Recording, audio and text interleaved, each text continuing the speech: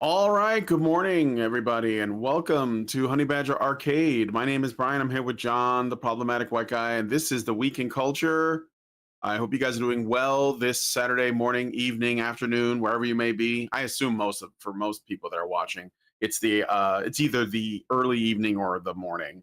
For me, it's morning. So, John, how are you doing, man? Oh, awesome as always. I got a good night's rest. I been playing a lot of Death Stranding, the first one, all over again. I got it for Steam, and so I'm doing a very hard run. Oh And yeah. I figured out a few interesting things. My plan is I'm gonna get all the way to the end game and have everything there, and then I'm gonna kind of do like a little breakdown on some stuff, and then kind of like what the story is actually about and kind of the things behind it all. And then I'm going to do another playthrough from the very beginning on very hard and show people tactics that they can use, so I can kind of break it out of people's minds. So it's just this walking simulator. But I'm waiting for my PC from the UK to arrive because Tomby was cool enough to sell me that he's actually Oh, getting it sent off now. So yeah, I'll have a system with an AMD 7 Ryzen processor and 32 gigs of RAM here in a couple weeks or a month or so, whatever. So that'll be great. So yeah, all I right. can't complain. Yeah. All right, man. Sounds good. So, yeah, we got a packed show today. Yeah, for my part, by the way, I recently made a big change to some of my software that I use for, sort of like audio mixing when I host streams. I used to Hmm. have this one program called Voice Meter Potato. There's I'm aware. also, you know about that one? Yeah, yeah, yeah. Yeah. My only issue with voice meter though is that you have to have a PhD in Excuse me. audio engineering to like understand it, and I I know. end up having to look up guides every time to make sure I'm putting the right outputs and the right inputs, and it's just Yeah. insane. But there is a new program now that does this really, really intuitively for streamers specifically. It's called Steel Series GG. Hmm. And if you guys are interested in streaming or at least doing some audio mixing, you want to be able to control, your audio in a way that is a little bit more intuitive, then I would recommend Steel Series GG. But anyway, I'm using that now. I got rid of the other thing. I think it was kind of killing my CPU too. It So, does have a lot of overhead on it. I use in Windows. I was using Mixline from Logitech, which worked uh-huh. really well. It's got like a virtual plug board, so you can kind of see how everything's routing. And then on my Steam Deck, it's got an audio controller built right into it called Audio Yeah. Pulse, and so I just use that for the current situation. But of course, I'll switch that up here in the next little bit of time as soon as that new system arrives. Hmm. So, All yeah. right. All right. Well, with all that said, though, if you guys could, if you don't mind, hit that like button or that up. What is it called on Rumble? It's like I think that it's just like a. Well, it's just like yeah, it's a thumbs up. So hit that Hmm. thumbs up on Rumble and YouTube. It'll help me reach more people while we're live. I'd appreciate that very much. So, with all that said, let's get into the story. So first, we got this whole business with Visa Mastercard. So Yeah, what is this this is a about? So mess. you guys remember last week we talked about Collective Shout, which is a feminist activist organization out of Australia that wants to minimize, violence and objectification of the sexualization of women in gaming, but it's also just in media in general. And they have cracked down on, they have tried to crack down on Steam many times. They've been like banging the drum on their particular uh, puritanical views going all the way back to the days of Grand Theft Auto 5's release and like Detroit Become Human. Anyway, this has basically like, picked up more steam. There's been more events, and this is actually ongoing. It's not over yet. So I want to get you guys caught up to speed on everything that's happened. So in mid 2025, a significant controversy emerged involving Steam, itch.io, which is another platform for gaming. There's a lot of like indies that put out games there. So it's sort of like open for whoever wants to make a game and they're looking to reach people. I know that when I helped host the base game jam stuff, and I'm still willing to do that, by the way, if anybody from BitSpace is watching. I just don't, for whatever reason, Duke doesn't reach out to me anymore, but it's okay. I don't know. Maybe they're just busy, but a lot of their Game Jam games will be downloaded from itch.io. So that was actually my first experience with itch.io. But anyway, and involving major payment processors like Visa and Mastercard, centered around the removal of adult-themed games from these platforms. The issue stems from pressure applied by payment processors influenced by advocacy groups like Collective Shout, leading to changes in content policies and sparking widespread backlash from gamers, developers, and free speech advocates. So, pre-July 2025, Australian advocacy group Collective Shout campaigns against games on Steam and itch.io that they claim depict non-consensual violence, rape, and incest. Yes, this is a video game, I know, but it's still non-consensual to them, arguing these normalize violence against women. They initially approached Steam and itch.io to directly, but claim they were ignored, prompting them to target payment processors like Visa, Mastercard, and PayPal.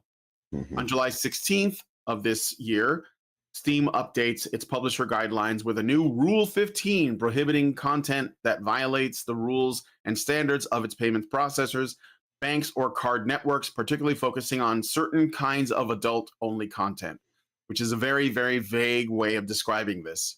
And this is the problem. This vague rule leads to the immediate removal of nearly 100 adult-themed games from Steam, including those with themes like non-consensual fantasies, hypnosis, or slavery, despite being legal and labeled for mature audiences.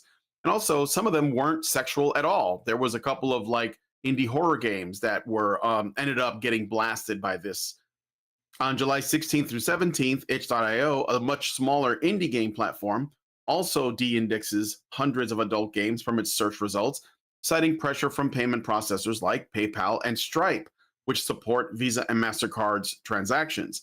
Itch.io notes its limited ability to push back compared to Valve, Steam's present company, and begins exploring alternative payment processors, much to the benefit of itch.io. At least they're looking for alternatives, right?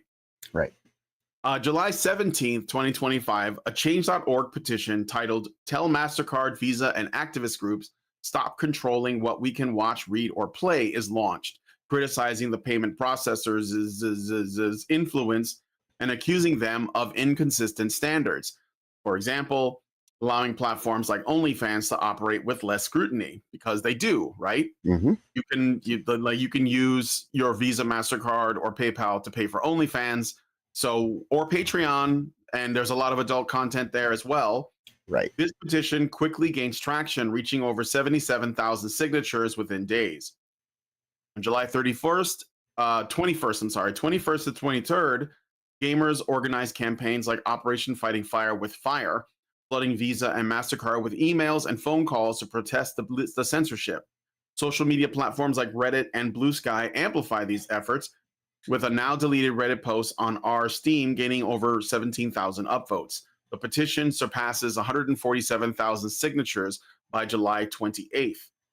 July 25th through 29th, the controversy escalates as reports emerge of Collective Shout allegedly faking threats to themselves, obviously. This is like Feminist Playbook 101, to bolster their campaign, drawing criticism for their tactics.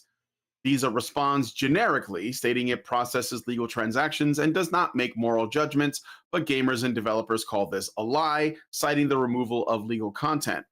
Mastercard clarifies it did not directly contact Valve, but communicated through payment processors, citing its Rule 5.12.7 and brand risk concerns. Did you want to say something about that? The funny thing, I did engage in giving a call to MasterCard this week, and they did try to read me that corpo statement, and I just told the person on the phone, I was like, look, you really don't have to do that. Like, I understand it's your job, but I want to talk to you about reality, not some corpo speak. And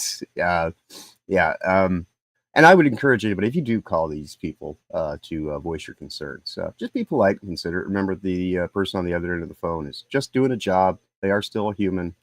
And even though they may be in a compromised position working for such corrupt entities, you probably will be able to get further along and waste more of the company's time and effort and money if you are cordial and polite and considerate to the person who's there. And you might even actually be able to get them a little bit more, knowledgeable on the situation as well, because some people, like the woman I talked to, she didn't know what any of this was. So yeah. Yeah, well, the call, and I will also add that, if you call them, they will say you should just email us. But here's the thing: if you email them, they'll just block it. They won't look at it. Right. If you call them, the call center has to answer, and Mhm. because the call center for Visa and Mastercard are like separate entities that are paid by Visa, Mastercard to exist, they'll have to pay for those calls. Right. So you are basically putting the pressure on not just by being vocal, but you're also costing them a little bit of money every time you call into the call center. So if you Indeed. do it, don't be respectful, because the people in the call center, they're not involved with all of this. Ultimately, it comes down to collective shout. But it's what I think you need to do is the credit card companies, they respond to losses financially or Exactly. costs that are becoming disproportionate. They're probably right in saying that they're not morally invested, but they're under the illusion that what collective shout is saying, or what they stand for, is actually like a much larger voice than it actually is. Most of the time, Right. these advocacy groups are just like these consulting firms. They give the illusion that they are the viewpoint, they are the mainstream audience, right? They Right. are the people that if you bend the knee to, you will benefit or you will profit. But it's not true. They're a loud minority. And Right. so if you see that there's way more people that are pushing back against it than there are people who are in support of it, then Visa, Mastercard will respond because they want to get paid. So Right. that is, like, you can call it whatever you want, but at the end of the day, I'd much rather be dealing with people who respond to money than rather they're like moral Ideology. bullshit, Right. which is obviously not even consistent, because Collective Shout supported Cuties, which was a Netflix show that was pretty bad. Like, I don't want to get into Mhm. it now, but it Right. was a very, very like weird and bad thing. And again, they don't have a problem with OnlyFans existing. They don't have a problem with Patreon supporting adult content. They probably have a sketchy ass hard drive. But it's all about control. So Indeed. Also, one other thing to note: if you do decide to call, as soon as you get into the main menus, just start hitting the 0 key on your phone and just do it until it prompts you to put in your card number, and then 0 that out too, and then ask to speak to an agent. The AI control system at that point in time will turn you over to a human because they're trying to resolve your account, and it will escalate you getting through to someone a little bit faster. And then when you get in contact with the person, just let them know that you're calling as a concerned citizen. You want to talk to them about, a current issue, because they'll ask you what purchases is about or anything like that. And then, at some point in time, they will ask you for your contact information, to which I just said, you're already doing enough prying into my privacy that I really don't feel comfortable giving you that information, but I do want you to pass this information along. And I even told the person I was talking to that I was specifically calling because it was going to cost them money. So, I mean, you can be open and honest and clear. Just be considerate and polite, because, yeah, the people that are there are just, third parties to the whole affair, because generally speaking, they are call centers that are being paid, a fee to do this work for the cardholders themselves. and the calls cost them some money. So, like, that's what Indeed. I'm saying. Yeah, like Yep. when you talk to a human being, it costs them money, and they should be like it's a way to get their attention, essentially. Right. So, all right. Anyway, then in the last couple of days, the backlash grows. This is as of yesterday, with figures like Elon Musk supporting the petition and criticizing payment processors. Itch.io clarifies that some games were not removed but failed to meet indexing requirements, and they are working on clearer guidelines. That would be a good idea. Valve Mhm. confirms it attempted to negotiate with MasterCard but was forced to comply to maintain payment processing capabilities. The petition continues to gain signatures, and discussions about alternative payment systems like cryptocurrency intensify, which, of course, that's a whole other, can of worms. The cryptocurrency thing, because if you guys don't know, the central banks are working on their own, what they're Mhm. calling the Digital. Well, CBDC. Yeah. it used to be. They just recently changed it. they're now going to call it the digital dollar because they know that the central bank digital currency (CBDC) is cooked in terms of when you mention its it, people, optics are cooked, right? yes, but that's not going to save them because the word is still getting out. And Right. so like the crypto thing, this is why I think the crypto, central bank digital currency, Robert Johnson. Um, this is why I think because there's a lot of like, let's say, um, weird information that flies around regarding like Bitcoin and stuff. Mhm. And I'm like, I'm not really sure if I should be pro that or not. There's a lot of scams. You guys remember the Hawk-Tua girl had like a coin and it turned out to be a scam or something.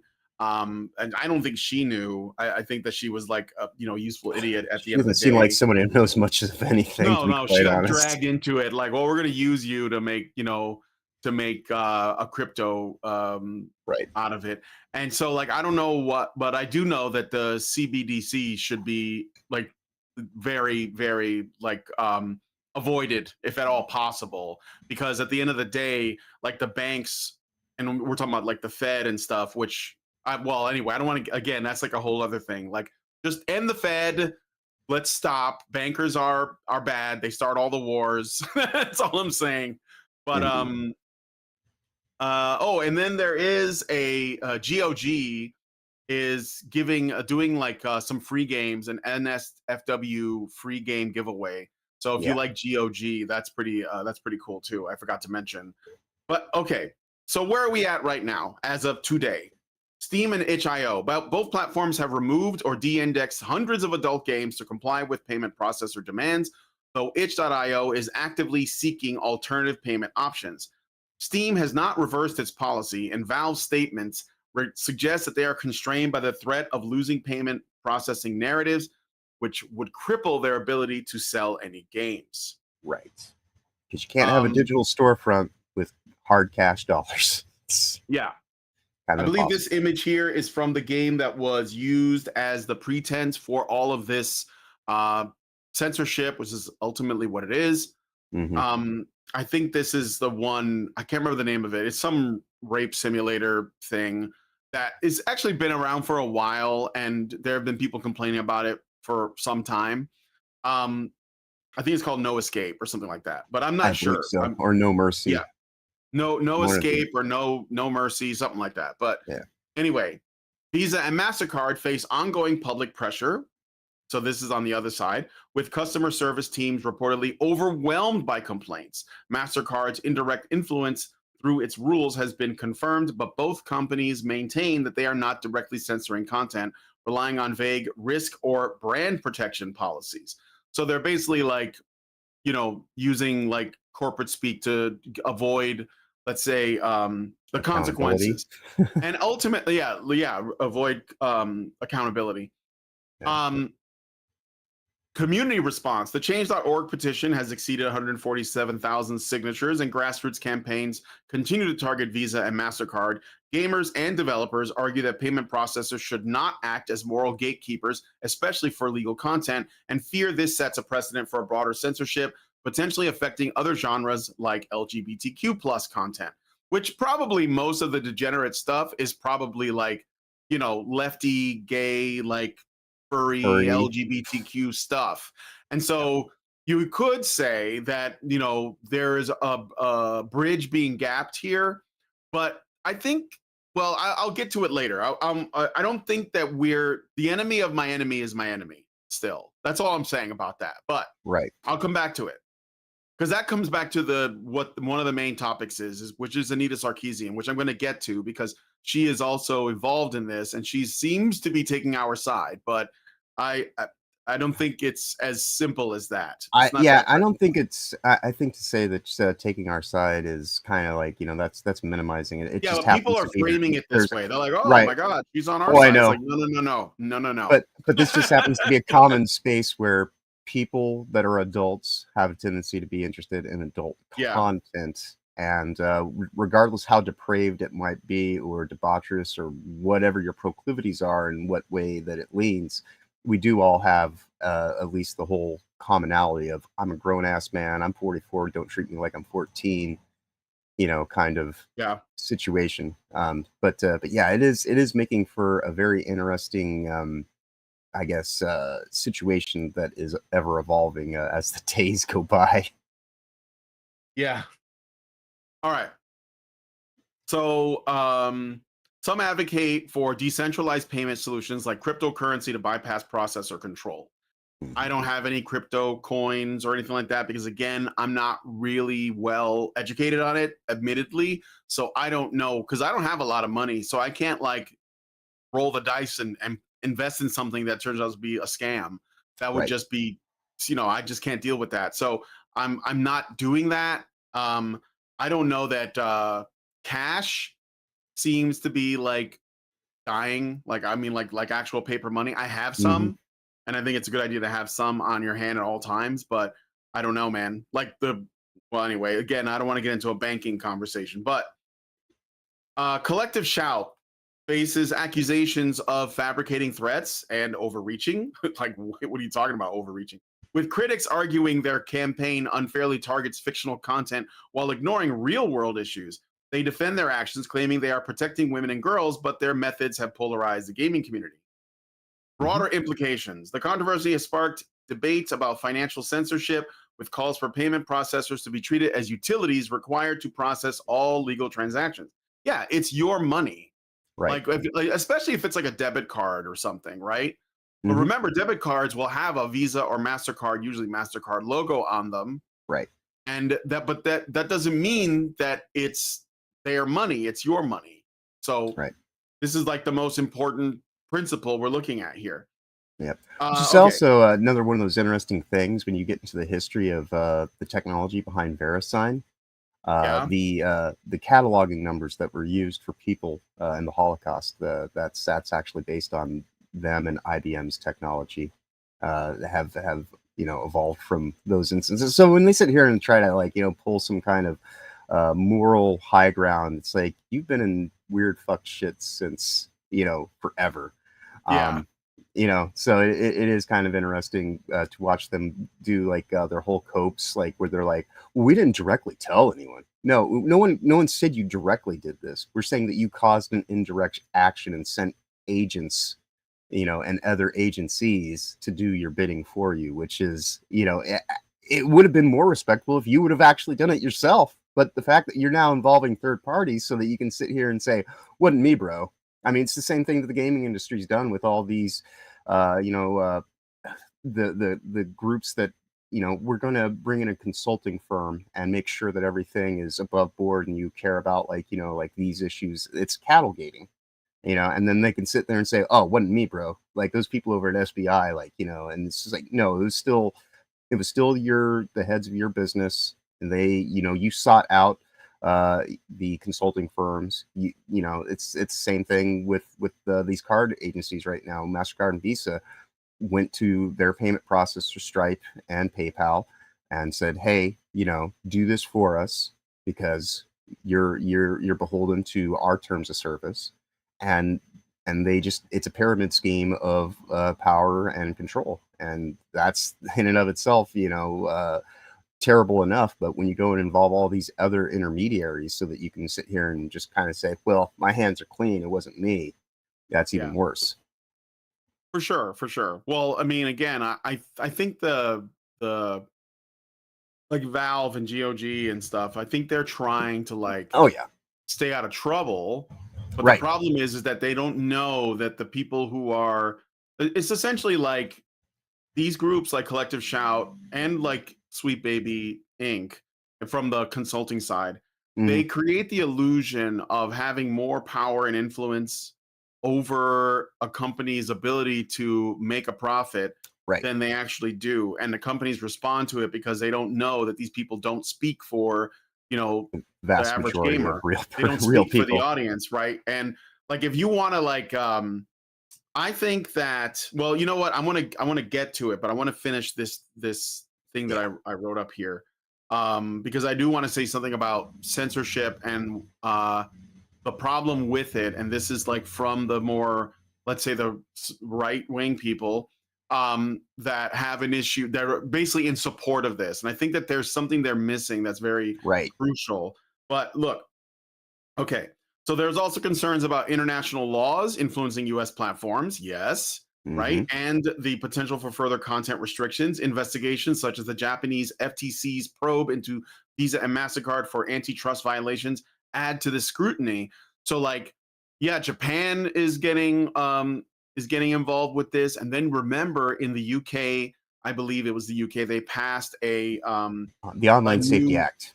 the Safety Act, the Internet Safety Act, or whatever, and Mm-hmm. supposedly all of this is under the pretense of protecting the children. Right. And YouTube has like a new thing to verify your age that's going to use artificial intelligence to Mm-hmm. verify the ages of users, so that they're supposedly to protect them from going to watch videos they're not supposed to. But again, YouTube already has something for this. It's called YouTube Kids.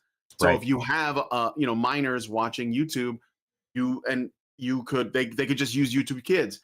And Right. all of this, well, I can even get into where this all comes from. But first, as Yeah. of today, the situation remains unresolved. Steam and itch.io continue to face challenges balancing payment processor demands with community expectations, their customers.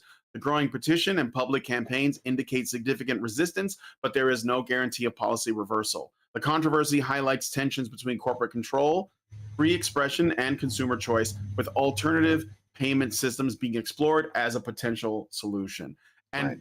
to that, I would say if you want to become like a fucking multi-billionaire overnight, start a new credit card and say that you'll be the one that'll allow all of these processes to go through. Just Right. somebody come up with a new credit card. Like Discover, American Express, you guys could turn your lives around. Diners Club International. Mm-hmm. You can just like that would be that would be the most hilarious thing. I mean, I think even somebody was joking about Valve creating their own credit card. Yeah. Like, A I mean, Steam why card. not? Right? Yeah. Because Yeah. like we know that. Like, I don't think Gabe wants to do this, but I think that Valve is experiencing a lot of pressure. Well, Gabe is basically retired, but like, Right, but you they're know, very much in a compromised position. But yeah, a lot of the stuff ultimately, is put into the terms of service, and it is intentionally vaguely worded so that they can have their arbitrary enforcement, however they want you to be beholden.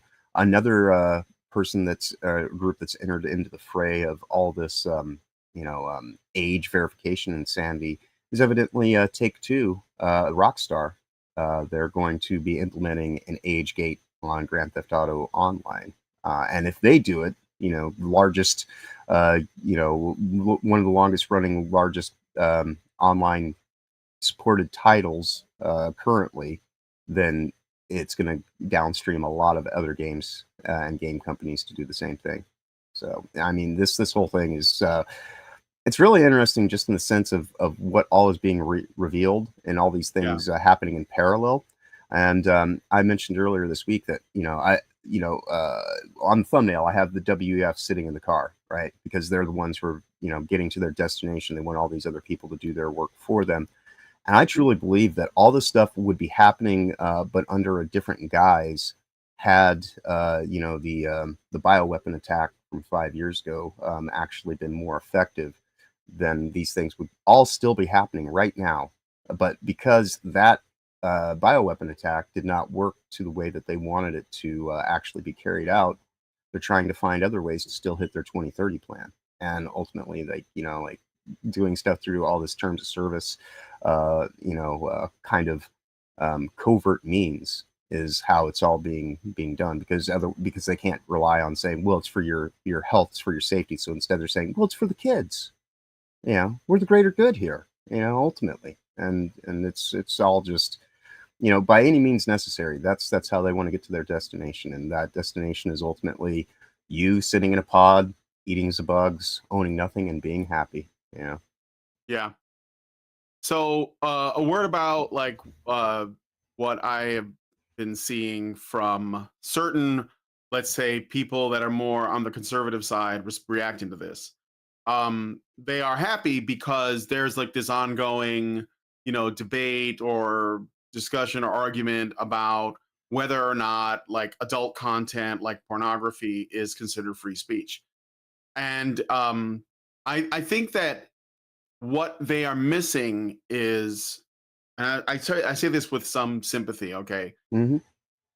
If you agree with that, if you agree with the censorship of not safe for work or NSFW adult content, even though it's already been screens in such a way that children can't access it, you Hmm.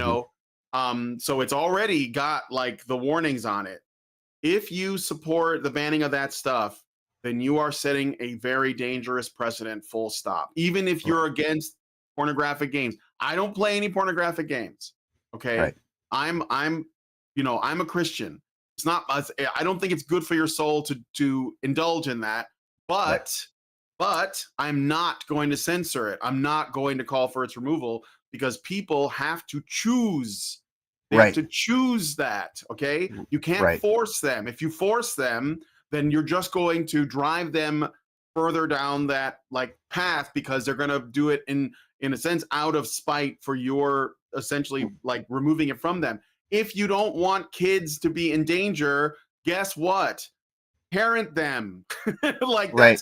this is the thing that like we've created, or like our, let's say our elites, our Hmm. governments have created the conditions for children to basically be able to like run around un let's say without Unrestrained. any parents, no guardians, nothing Hmm. in their life to essentially monitor what they're doing and ensure that they are doing stuff that's good for them, right? Your parents should be doing that.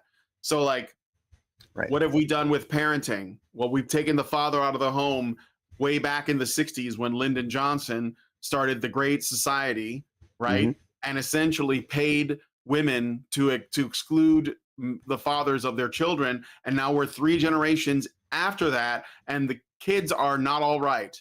Right. And only the ones that had their parents at home. And now that there are, just kids doing whatever, and maybe some of them are getting into trouble or whatever it might be, they're using that situation that was made decades ago as a pretense to essentially control our media and take these things away from us. And they'll use the things that you might agree with it. Like I said, like I don't think it's good for you to indulge in that too much. But I'm not going to tell you you can't do it. I'm Right. not going to try to take it away from you. I'm not going to call for it to be censored. I'm not going to like limit your use of your credit card because it's not my business, and I know that that's a dangerous precedent to set. Yeah. Because look, Nor. they can get rid of all the pornographic games tomorrow. They're going to go after the violent ones next. They're going to Right. go after ones that are just like, all borderline, whatever that even means. I mean, they Yeah. went after Detroit Human. I already told you, Detroit Become Human and GTA 5. Hmm. And do you think that they wouldn't go after GTA 6, even if GTA 6 is completely like nerfed beyond, like of all of its edge? Like they Right. completely like make it absolutely safe and as essentially accessible to everyone as possible, which is probably what they're going to do because they want to sell more copies. They're Right. going to go after that one anyway, Right. just because it had GTA in the name and it involves guns, like whatever it is. So this Right. is a really, really bad precedent to set. If you don't want this stuff to exist, then don't use it. And also, maybe raise your kids so they don't use it. But don't call for or support this censorship. Right. Well, Even if you don't believe it is censorship, just don't support this limiting of people's ability to do what they want with their money. right. And you bring up a good point when you talk about this in terms of you yourself having a religious background, but you're somebody who operates under the principles and the values of good faith. And if you find yourself putting yourself in a position that your faith would tell you is not yours, being overtly judgmental, that is not acting in accordance to good faith. Just at a front, that is not your place in this world. We are supposed to have free agency, and the place of judgment and ultimate forgiveness is that of God, if that is the thing that you believe in. And and so like that's the thing that I find that is really interesting in all this is you know and in the Bible itself, Lucifer was cast out of heaven for saying that he would make everyone be good. And so like that's the thing is when you from a overtly religious kind of crusading zealotry decide that you're going to abide by the state of man, then you are you are putting yourself in a worse situation for entering into the gate of heaven. And that's the whole thing, is like, you are supposed to be not of this world. And so, like, when you confine yourself to these matters and get into, well, this needs to be control gate and this and that, ultimately, even though you think that you are somebody who is operating in good faith, you're clinging so tightly to your religion that your faith is getting squeezed out of you. And so it might not be easy, but that's kind of the whole point, is free agency is on the individual. And it is not your place to sit here and try to extol your virtues and your pride upon someone else, because those things themselves are sinful. And so if you do operate in a capacity of good faith, generally speaking, people in good faith will respect you regardless the silly hat of religion that you wear, because good faith is the thing that all religions are based upon, whatever it may be called, whatever kind of thing that it's attached to. Ultimately, the good faith is the thing that matters, not the dogmatic principles that set it up into something that can be traditionalized and kind of regimented through whatever religious means. And I even say that for the people who 5 years ago were saying trust the science. Because science in and of itself is asking questions. And when you get to the point where you're saying trust the science, then you don't actually have faith in science. You just have a belief in control state. And so to anybody who is considers themselves to be somebody who is faith-based and, a good person within their religion, don't be a busybody. Don't worry about what other people are doing. Focus on your own path and try to take the best steps ahead that you possibly can. Yeah, I think some of these guys that are, bringing up their, like, they see this as an opportunity to push their religion on people. Right. And I think that it's the easiest way to drive people away from it. Honestly. Exactly. And I think it's counterproductive. And ultimately, we are given free will so that we can choose the good, but we have to choose it. If you force it on someone, it's not good. Right. It's just That's like DEI. literally what the Didn't earn it, communists right? say. They say, well, we have to take care of people, so we need the state to do that, right? But that's not charity, because it's the state, it's violence, it's theft. It's theft and redistribution. That's not charity. Charity is giving of your own free will, right? This is why people who are not talking about the guys that I'm talking about with regards to the censorship thing, but in general, if you look at the data, people who are conservative, they actually tend to give more money to charity than people who are Democrats or liberals, because liberals think the state will cover it, so I'm not going to do it myself, right?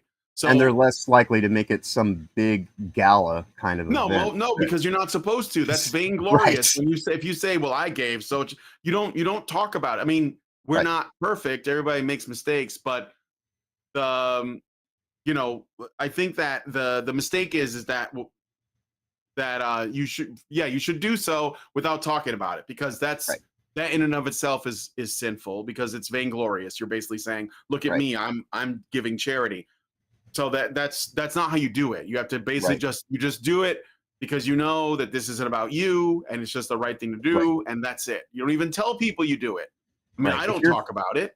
Yeah, if your focus is on the spectacle rather than the substance, then it's like you want to be seen doing it. Your acts of good work are just the appearance of doing good, and not actually just doing good so that you can know within your heart, that. And I think the people who are vocally doing this, I think they're trying to score some points, get a little bit of engagement, rage bait people, and the best thing to do is just ignore them, because they're not in the right. They have work to do on themselves, and they're setting a very, like I said, it's a very dangerous precedent. You're basically giving the worst people the means to control you, because they're basically trying to remove something that maybe you think people shouldn't be indulging in, but ultimately those people should choose that. You can't make them. That's all it's come down to, is force. I always believe that freedom or liberty, whichever word you prefer, must exist downstream from reality, but it also must be chosen. Like, it must be the freedom to choose the good, right? And that's why I say it must be downstream from reality. Like, you can't be free in every way, because we are limited beings, you know, like for example, some trans people will say that I want to be free to live as the other gender. Well, you can't, because that's Yeah. not reality. You can't Right, right. be But who you're that not. takes in a whole bunch of You super can't use science freedom to and justify something that is against reality, right? right. But you Yeah. can choose freedom or use freedom to do something that is good, that is in line with reality. Like, I want to develop a new, I don't know, medicine or something, right? I want to build this piece of technology. That's a good thing that will service mankind, and you should be free to do that. So, like, this, you know, this alliance that we find ourselves in it's Mhm. very shaky, because there are people who are trying to use this to push their own agendas, or they're going to like turn on you as soon as they can, with the in the case of Anita Sarkeesian, which we're going to get into Right. in a second. um so yeah. Gabriel in the chat says, I recall when Jack Thompson was considered the main threat to video game censorship, simpler times. The thing is, his criticisms were very mild. I know a lot of people think of him, and he was put in a Mortal Kombat game, and you could kill him in the game, and like all this stuff. But ultimately, his concerns made sense, and he wasn't calling for censorship. I think there was like an interview with him for a documentary that Airplay, this guy who did a big Gamergate documentary with the old Gamergate, he spoke to Jack Thompson, I believe, or he got a footage of someone else interviewing him, and Jack Thompson was like, I didn't want to censor anything, but he was for the sort of like, a rating system that was a bit more Right. robust, I guess, so that Right. people that were Well, not of the appropriate age for a game weren't able to access it. And I right. think And that to, it's, but we did react strongly to it. But it's weird, because today we have to fight even harder for stuff that's actually more like, I don't know, like that would just should be right. easier. You know what I mean? Right. And to give a little bit of context to that, his whole thing was about you should have some kind of advisory board within your own ranks, within your own system, so that it doesn't get handed over to the state as Feel like some central authority. Yeah. right, right, right. And so, the ESRB and movie ratings, any kind of rating, they're not laws, they are guidelines. And so ultimately, this again defaults back to good parenting. And once you're of age to make your own decisions, you know, um, I don't care if you want to wear a dress, if you want to, like even go so far as to like have some kind of weird, crazy surgery if you're of age. While I do think that you are delusional and, you know, committing acts of just genital mutilation and things like that, Yeah. I'm free to have that opinion. But again, I'm not going to stop you. But to sit here and when they make the argument that I'm free to do this because it's like, well, you're free to change the book's cover, but it's not going to ever change the story on the inside. And I don't want to get too far from the point, but like that's the whole thing is like, um, having good advice and giving people your perspective. There's nothing wrong with that, right? But when you go and try to enforce your ideals and your morality upon other people, then you're generally getting further and further away from even what the whole point of what you're striving to do might be.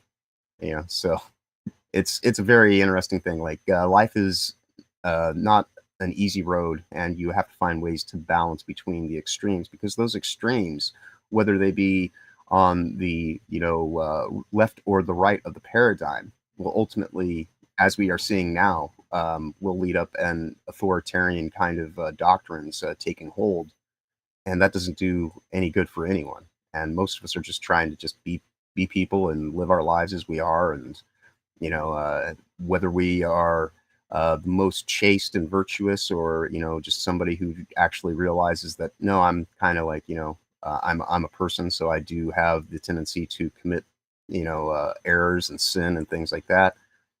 That's why you have to be forgiving. If you wish to be forgiven of the things that are your proclivities, then you have to be forgiving of others, whether they mesh with yours or not. But ultimately, with that said, though, as I always do, is leave the kids alone. They're supposed to be shepherded and stewarded by their parents, not the state.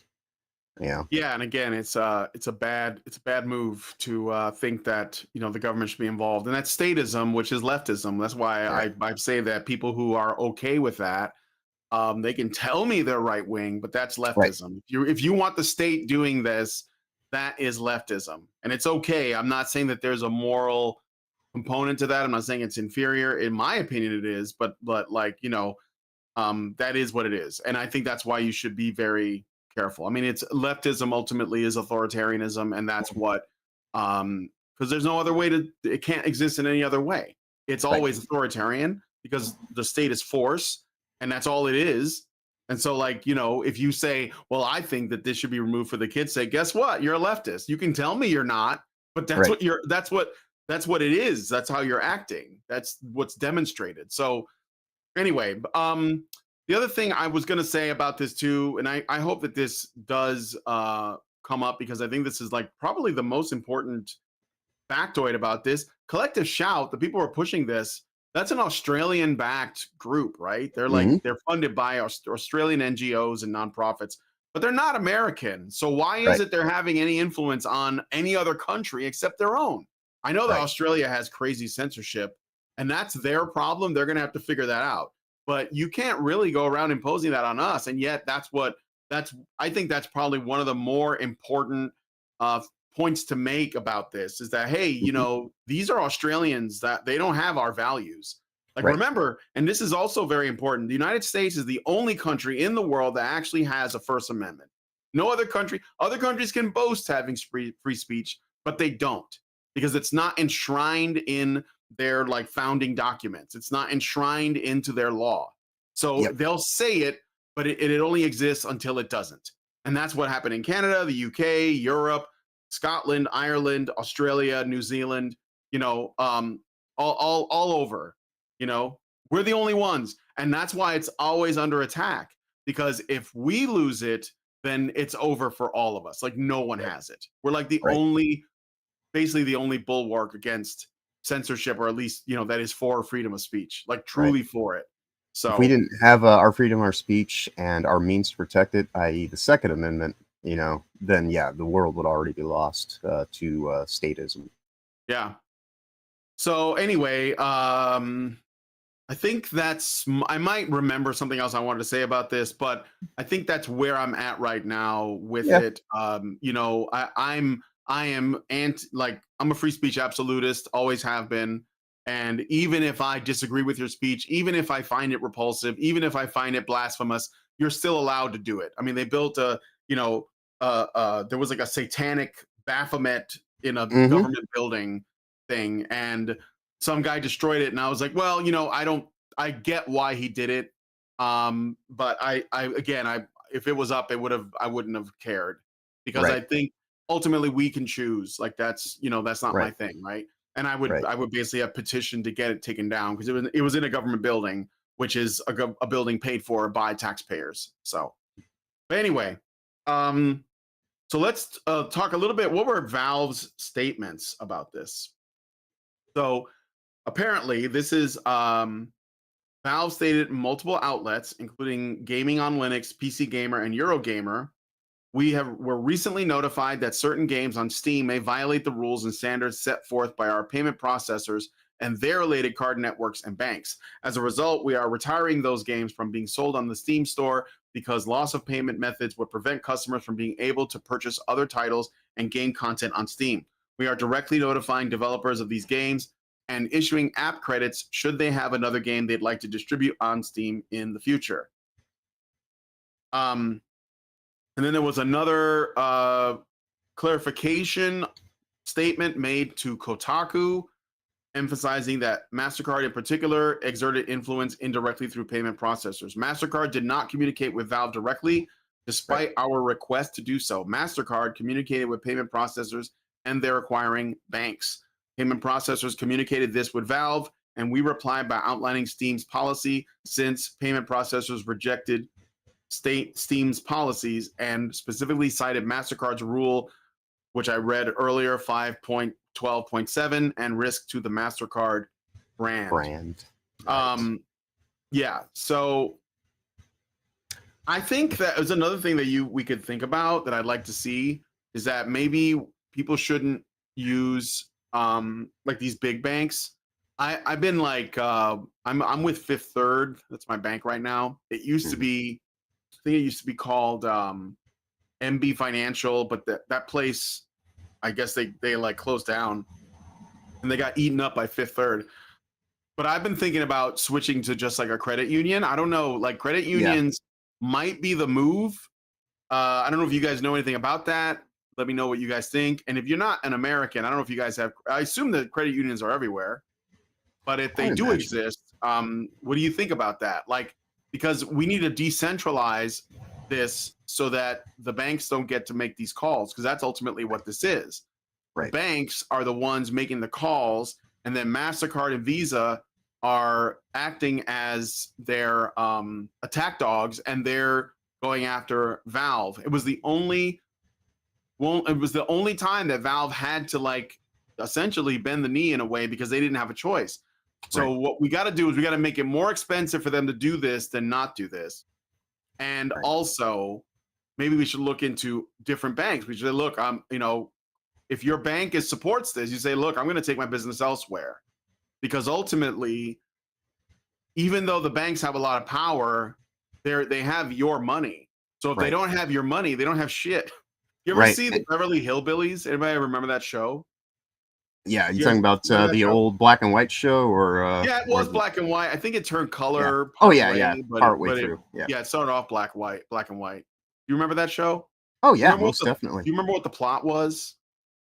Well, Jed found oil on his land, and then he ended up moving out to Beverly Hills, obviously, and the main banker, he was kind of Jed's foil throughout the entirety of the series because he was always trying to basically kind of undermine Jed's ability and try to just get him to like fall in line with kind of like these elitist kind of mindsets and sensibilities throughout the run of the show, basically. Yeah, and so the thing about the thing that was really interesting about that show was that the Hillbillies, Jeb and his family, I think they were the Crockett's, Hmm. they were, rural people that lived like in the swamp of the South, Hmm. happened upon some oil and became millionaires, but they still had those like rural sensibilities, right? Yep. And the banker, uh, um, his thing was, despite the fact that he was a guy that you would think was more like, high status, he was completely at the whim of Hmm. Rockets, because they're the ones whose money was in his bank. And the last thing he wanted was for them to cancel their account and take their Right. business somewhere else. So he was at their beck and call. That was what the humorous dynamic was, is that, Yeah. there was something would happen. The banker wanted to help them in every way. Basically, he was like a servant to those Yeah. guys. Mr. Drysdale. Yes. Um, Yeah. so I just it's an interesting thing because we knew that about the banks. Like if you had enough, and I mean, granted, the plot was like he was like a millionaire, but if you have money, the bank needs you. You don't need them. Right. So like that's the thing, right?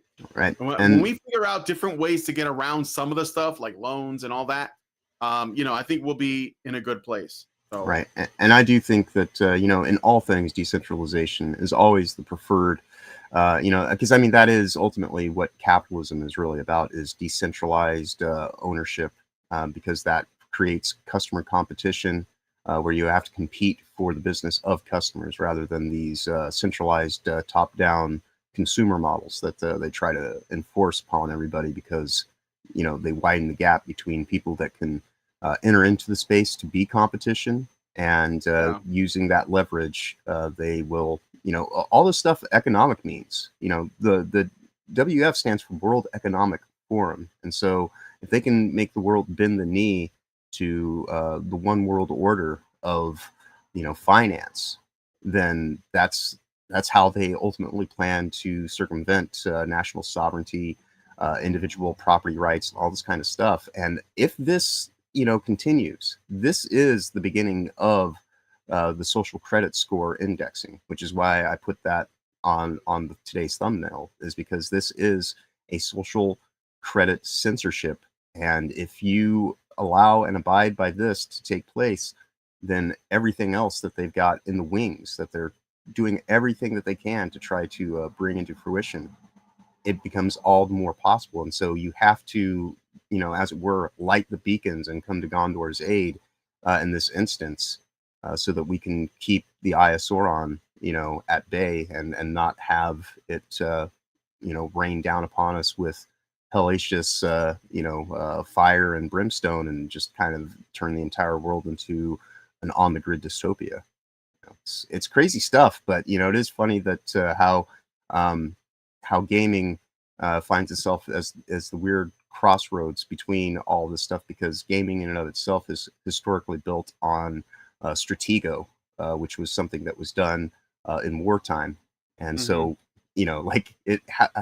things may change the venue, but they very, very rarely actually change intention. And so we do find ourselves kind of the best equipped group of people, because we've studied pattern recognition and things like that, most of us since we were little kids.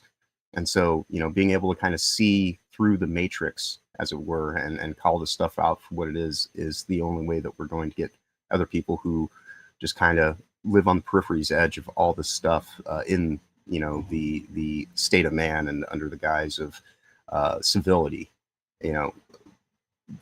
These people that are in their button-down suits and have nice titles and all this kind of stuff, they generally are the ones who are the most perverse and twisted amongst us. But because they dress it up nice, they think that they can sit here and talk down to anybody who isn't putting on some kind of false front. But we need to keep our sovereignty and our independence, and keep things decentralized as much as possible. Yeah, for sure. All right, I'm going to read some of your comments, and then we're going to move on to the next story. These are all very related, though. So we're talking about censorship this week, mostly, and who our allies are and who we should be wary of. So Norwegian Black Templar says, banning porn in exchange for the mark of the beast is a deal made in hell.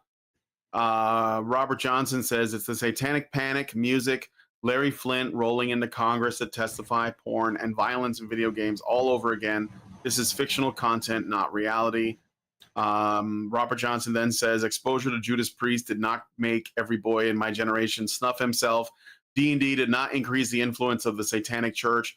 Porn does not increase sexual assault rates, etc., etc. Gabriel says, Thompson repeatedly wanted to deny sales of numerous games for both adults and kids. He's not stopped, mind. In 2020, he penned Bill HB 353 in Utah that called to ban violent video games for adults and kids. Well, I didn't know that. That's that's fucked up. I disagree with that. I don't know if it went through, but this was in Utah. I mean, Utah is like Mormon country. Mm-hmm. There's a lot of woke people there too. It's like, it seems like the states in the U.S. that have the, let's say, like the highest population or concentrations of like libertarians or conservatives in it, usually the leftists that are there are like extra radical. Like here in Virginia, so in Chicago, it was just completely woke, right? But that meant that it was more or less like, I don't know, like it was kind of like steady. So there wasn't a lot of like radicalization. Every so often you'll see some communists, like literal communists, pop up, and they'll do a protest, or they'll, there was this bookstore by my house that was I call it the Maoist bookstore because they had all this Maoist stuff in it. And the lesbian non-binary thing that worked there, she had like a Mao t-shirt on, and I was like, wow, that's crazy. Like the guy killed like tens of millions of people, but okay. But here in Virginia, there's a lot of like, Gadsden flags, like people with "Don't Tread on Me," on their car and on their lawn and stuff. And they're, even some what do you call it? The rebel Confederate flags. And for them, it's just like heritage, not, it's just like, this is where my family lives. But then the leftists that are here are like absolutely like batshit insane. Like there are not a lot of them, but they're like compensating for their lower concentration, right? So there's, they're like women with beards and like witches. There's lots of witches for some reason. So many gay witches. So many gay witches. Lots of witches. And yeah, and yes, it is mostly women I'm talking about. But yeah, a lot of that, it just seems that way. So yeah, I wouldn't be surprised. I think Utah definitely has some woke concentrations in it. Utah is So a very interesting place. Whenever you get into Salt Lake City, you see, of course, the giant temple. There's also like this really giant bank, and then there's also a very huge, Budweiser plant as well. And it's kind of like this is odd, like you got like this very pious city, but then you've also got like this money church that's almost as big as the temple itself, and then you also have like this Budweiser distribution center that it's just it's wild. It is a strange place. I've only visited Utah a few times, but I can only imagine living there. I've never been. I actually, no, I didn't want to go to Utah. I wanted to go to Idaho at one Mhm. point. Um, Boise looked really good, but Lindsay and I thought it's way too far. So, so we're in Virginia, which is kind of like a little bit further from, Mhm. at least from her family. But anyway, all right. So let me see more comments. Saint Hugo, welcome, says diversify. Not all eggs in one basket is the way to go. Creates not even more competition than just switching from one to the other. All right, thank you for that. It's a good advice. And then Robert Johnson says, next thing you know, old Jeb's a millionaire. The kin folks said, hey, move away from there. They said California is the place you want to be, so they loaded up the truck and they went to Beverly Hills. That is swimming pools, movie stars. I still know that. Okay. St. Hugo says credit scores have been existing for the longest time and are basically the same as social scores. Yep. Are they? That that makes sense. I Yeah, have they're a the I don't I mean, pre-on. yeah, I guess so. It's what? So they're kind of like the pre-on to it. That's how they Yeah. it's the inception point. They'll be like, Yeah, oh well, yeah, you yeah. already have a credit score, so why wouldn't you have a social credit score that's tied to this? And but this is full on, like, if you want to live by China's regulations, go move to fucking Beijing, you know, and you'll be exactly in the utopia that you want to be, led by your weird, you know, I guess corporatist communism, and you'll have all the things that will afford you, which is not much. But it's so strange that these people that because oh god, there was an article that I saw on X, I believe yesterday or the day before, that said that we need to redefine the term, the definition of dead for organ transplanting. I was like, oh, so yeah, we are just going full on, Yeah, right. Chinese What Chinese do you mean by authoritarianism. dead Okay, per se? right, Yeah. right. Depends on your definition. Oh man, it always starts off. Yeah, and I It believe it was starts with the from the words. New York Post. I believe that article was from, if I remember correctly. What Which, was no that? surprise. I say I believe that was an article from the New York Post, if Oh, I remember correctly. So yeah, it's well, if you find yeah, that, let me know. yeah. I'm Well, curious about I can that. check for it right now. Actually, I All got it in right. my notifications. All right, let me move on to the next one. But thanks, guys, for the comments. Always appreciate your feedback. So, Anita Sarkeesian crawled forth from her tomb. Right. Someone disturbed the, her jars with the, like, from the mummy. Where you take the jars out and you read from the book, and the mummy comes out. Like, so she's reemerged from her tomb, called Blue Sky. She is. So some people were asking who Anita Sarkeesian is, and Yeah. I get it, because she hasn't really been relevant, or at least she didn't appear to be relevant for many years. Yeah. But she Slight is a correction. It was the feminist. New York Times, not the New York Post. But I'm gonna send you the link Oh, New York right now. Times. Oh, New York Yep. Times is so paused. Yeah. She is a prominent feminist media critic and founder of a little website and YouTube channel called Feminist Frequency. She basically, her whole thing was engaging in critical theory around video games, using critical theory to deconstruct video games, and constantly. And the purpose of critical theory is essentially to call something problematic and then criticize it until you control it. And that's what she was doing. and she made a lot of money. A lot of money. She got to be on Stephen Colbert. She got to speak at the United Nations alongside Zoe Quinn. She is not the person who caused Gamergate, but she was very much involved in its early years. She was a useful idiot. The actual inciting event would be that would be the Gamers Are Dead articles that came after the Zoe Quinn thing.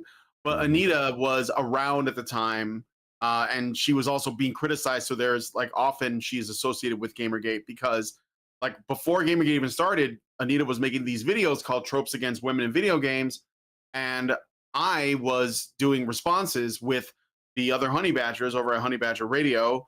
And we would essentially tear all that stuff down because it was obviously like not well researched. She didn't know anything about video games, even though she pretended to, and used it as a pretense to essentially engage in this kind of, you know, dialectic, essentially what it was. Okay. And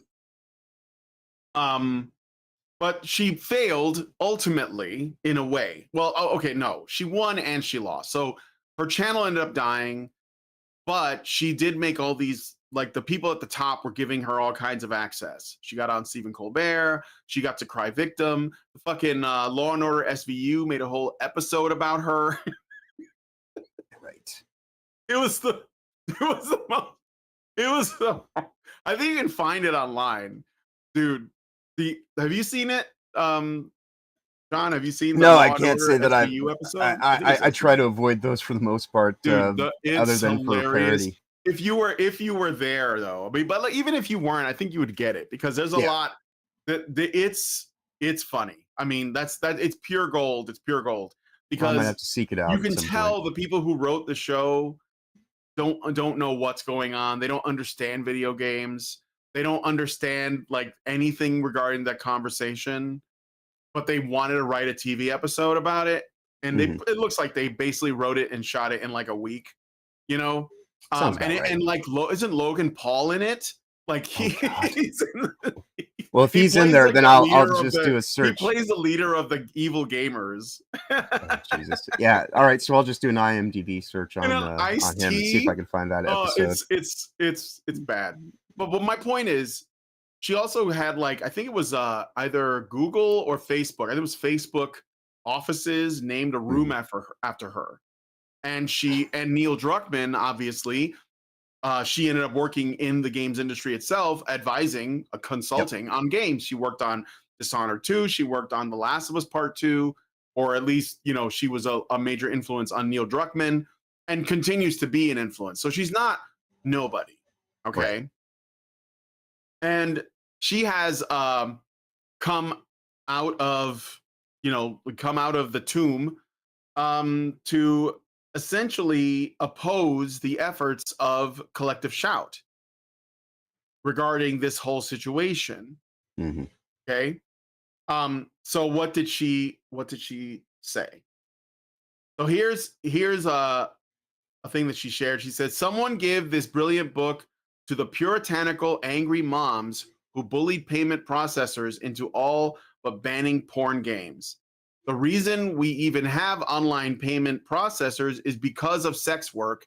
It was invented to pay for porn." And she shares a book written by Samantha Cole called How Sex Changed the Internet and the Internet Changed Sex.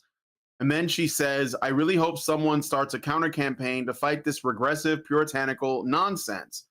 There are way, way, way more people who want to buy and support sex work and sexual materials, or at the very least, don't think it should be banned." Yeah, I think she's a little bit misguided on the history of credit systems. Not to say that well, she's talking about payment processors like PayPal, I think. Right. But I mean, even that in and of itself is, you know, kind of dubious in her concept of what's behind it all.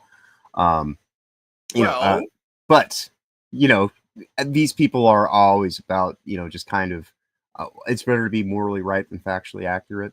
So, yeah. So, in a follow-up campaign, this is, by the way, these screenshots are Anita Sarkeesian's Blue Sky account because, of course, she's on Blue Sky. But Vanilla Sky. Blue Sky, which is basically just like a constantly shrinking black hole of purity testing that ends up like excluding everyone. Inevitably, it will. I think Anita can stay woke enough to remain in there, but I think Mark Cuban ended up getting kicked out. He had to run away from Blue Sky. Mark Cuban is basically the Rosie O'Donnell of our Congress, sadly. But anyway, so she's calling for a counter campaign to combat what she describes as regressive puritanical nonsense. So remember, these are feminists. Like Collective Shout is feminist, Anita Sarkeesian is feminist. They're maybe slightly different kinds of feminists. Maybe. I don't think they really are that different. It's like different shades like, of shit. It still stinks. Collective Shout might be sex negative, but I don't think that's true because again, Collective Shout loved cuties, and they also went after David Cage's game, Detroit Become Human. David Cage is woke as fuck. So this is what I mean when I say the left is a constantly shrinking black hole of purity testing that inevitably ejects anyone once the black hole becomes dense enough, right? Yeah. J.K. Rowling the immediately springs to mind, you know, pushes things out. What was that? I say J.K. Rowling, the most obvious J.K. Rowling, example. yes, J.K. Rowling is woke as fuck too, and people forget that. I mean, her pseudonym J.K. Rowling. She said early on the reason why she used that pseudonym is because she thought that boys would not buy her books if they knew it was written by a woman. So she just kept it J.K. Rowling and stayed vague, which is like a ridiculous assumption, you know, but because Harry Potter was just, you know, it was a good book, I guess. I didn't read them, but I'm too old for that shit. Okay, so anyway, she wanted to start a counter campaign. She recommended the book, A History of the World in 6 Glasses, to highlight the historical role of sex work in shaping commerce, framing Collective Shout's actions as an overreach that stifles creative freedom. The stance aligned with her gamers and developers opposing the censorship, a notable departure from her usual alignment with feminist critiques of gaming culture. Sarkeesian's reaction appears rooted in her broader advocacy for creative freedom and her opposition to external entities, particularly unelected financial institutions like payment processors, dictating content policies. While she has historically criticized sexualized tropes in games, she has consistently argued that critiques should not equate to censorship, although she is not against censorship. Her Blue Sky posts emphasized that consumers should engage with content critically rather than banning it outright, a position that she reiterated in response to Collective Shout's campaign. Sarkeesian's stance surprised many in the gaming community, given her past criticisms of sexualized content, leading to polarized reactions. So what is the reason why I bring this up? Remember before I mentioned that there are some people who would say that they're conservative and they're okay with this censorship. They're using Anita Sarkeesian's positioning as appearing to be on the side of gamers as evidence of the fact that they're on the right side of this issue. But they're wrong, and she is also wrong. The enemy of my enemy is still my enemy, because Anita is not pro-free speech. And we know that because she wants all this stuff changed. She just wants to, let's just put it another way. She's in favor of it changing by her nudging the culture towards the direction that she wants things to look like. So rather than, you know, chopping it off completely, she would mold it into the thing that she wants. She's like interested in creating a new kind of gaming culture by slowly changing it over time by constantly criticizing it. Like I said, the purpose of critical theory is to criticize something that you don't like until you control it. So you start off by saying, hey, I like this community over here, and then the community, because they are open and they are liberal, they say, oh yeah, sure, you can join us. And then you join them and you say, you know, I like being here, but there's a couple of things I'm not really a big fan of. Can we like change this or that? They start changing the drapes, and they start asking for, you know, compromises. They start asking for things, and depending on how you react to it, they may just back off, and then they come back a little bit later, or they alter the deal so that it's like slightly less compromising until you accept it, and then they move a little bit more, and then later on they are like, hey, you know, I feel like there's no people that represent me on that actually involved in leadership or in like running the Right. direction. What do you think about we like add some people like me? How about me or somebody like me that maybe should have a seat at the table? And then they offer them a seat at the table, and then they're like, you know what? There aren't enough people like me that control the table, and then they Right. control the table, and then they exclude you.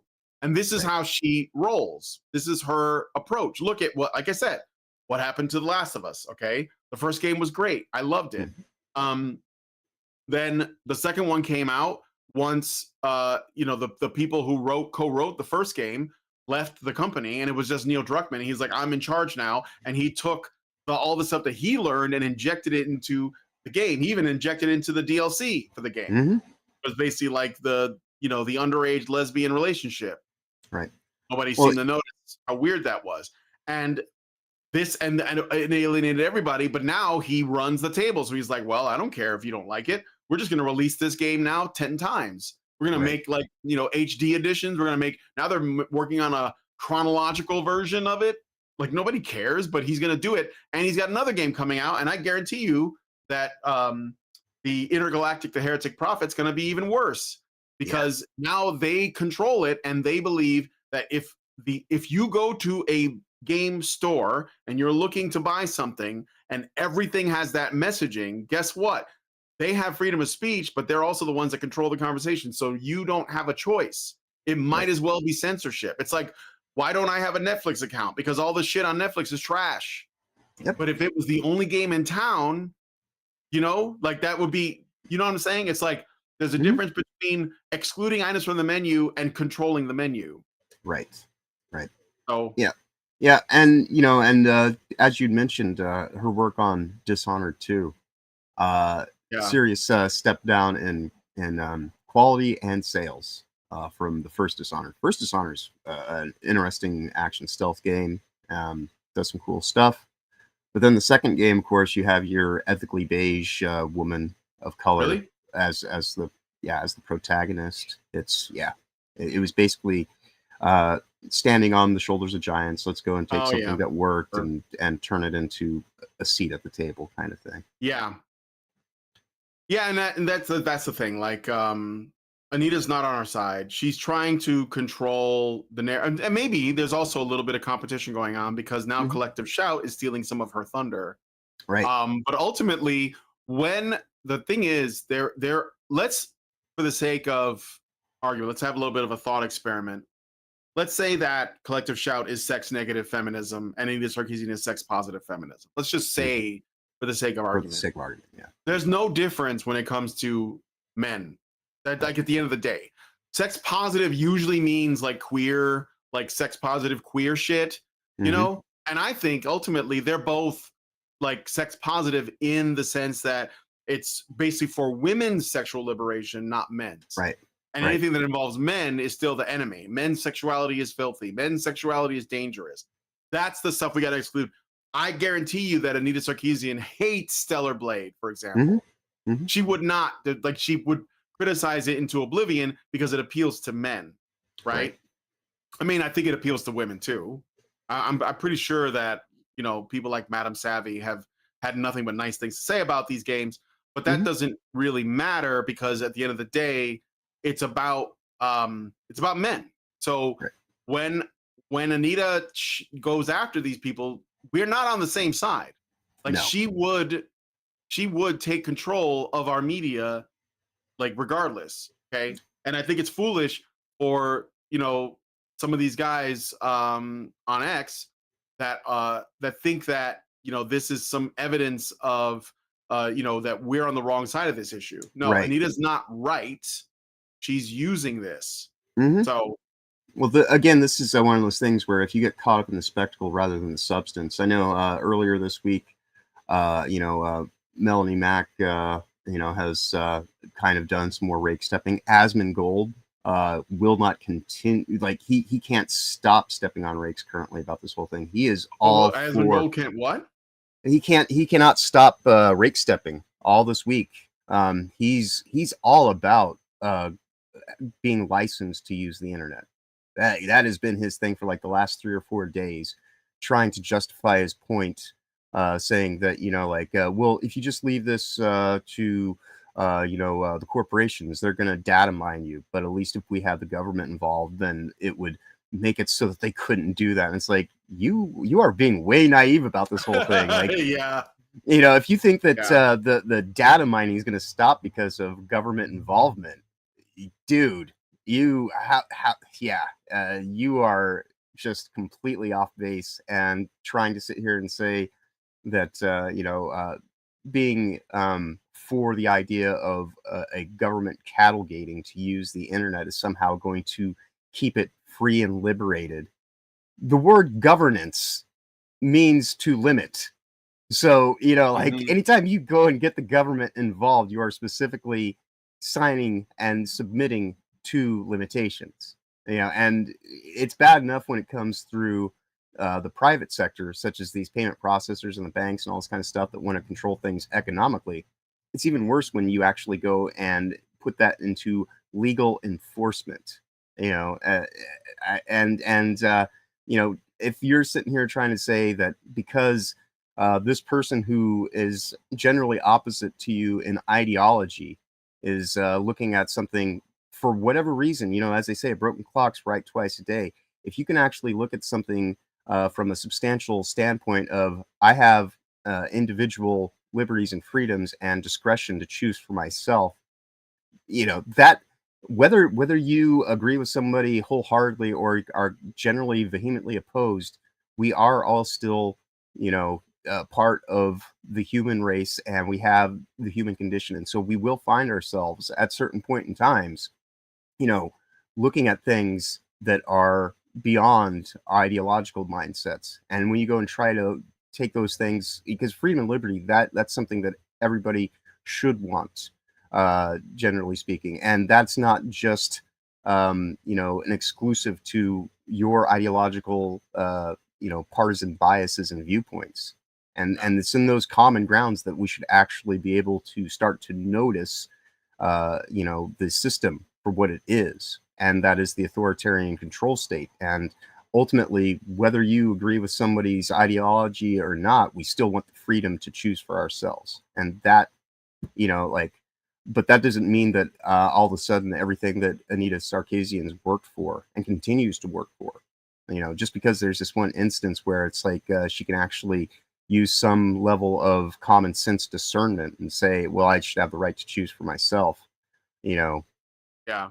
That's just kind of, a moot point compared to the rest of her ideological motivations. But in this instance, just going and saying, because she says this, will then clearly, because I'm on the complete different ideological standpoint, then anybody who agrees with her must be wrong.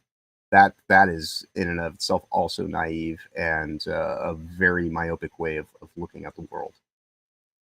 Yeah. Yeah.